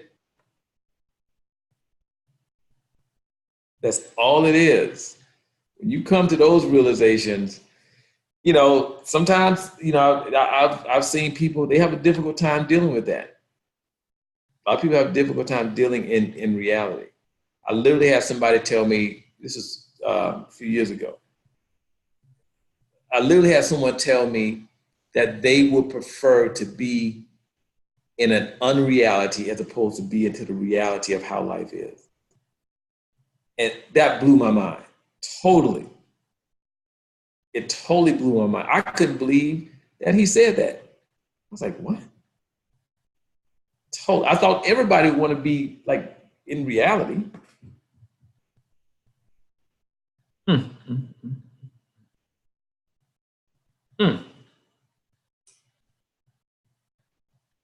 me see.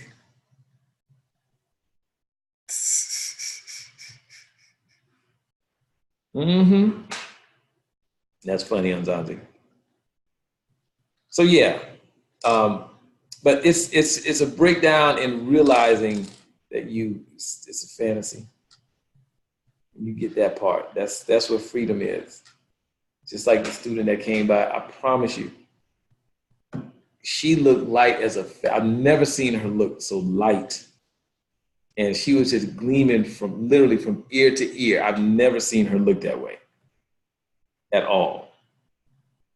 Not at all. She's looking like money. Matter of fact, let me see.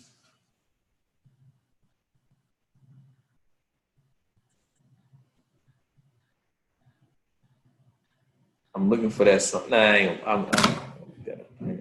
was about to play that song. What it look like? Money. That's what I was going. That's how she was looking. Yeah, dog. So yeah, this is a beautiful ritual. It's what the thing that you all are doing is what people go, and it's the thing that drives and the thing that makes the self-help industry a $5 billion industry. And you can see the resolution is simple. But it's the thing that drives that industry is what you all are getting, self-awareness. It's all people want. Stop living in fantasy, but they don't know they're living in fantasy. They just know they want their life to look stable.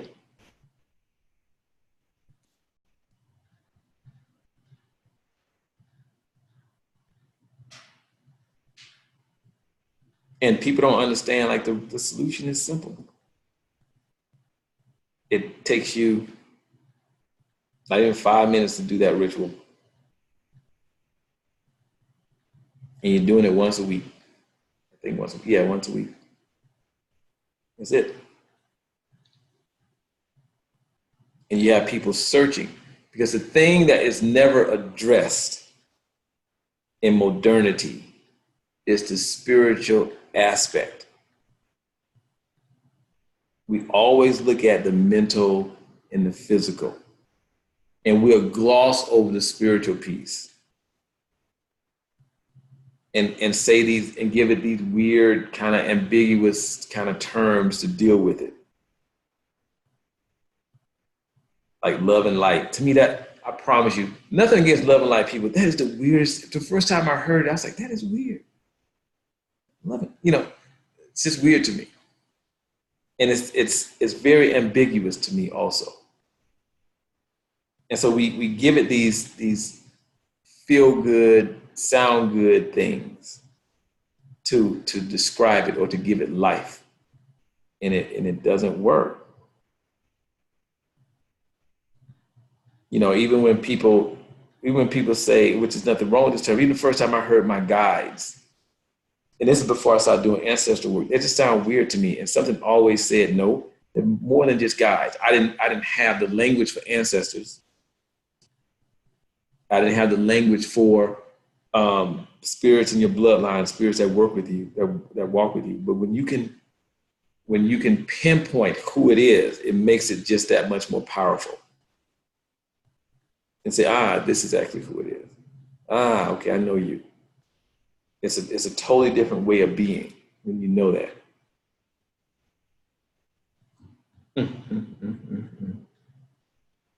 So yeah, so that's that. That's all I got. I think I covered everything. Yeah, I'm pretty sure I did. If I didn't, we'll cover it next time. Or maybe not. Who knows? All right. Y'all have a fantastic Saturday.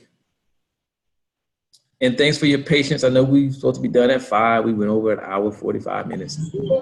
Thank you. You're welcome. You're welcome. Good night. Thank you so much, Chief. Thank you, Chief. Good night, everybody. Night. Good Oh, night, beautiful people. now Woody need to biao. There we go. I mean.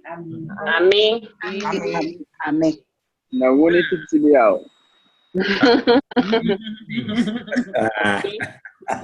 when it to be out.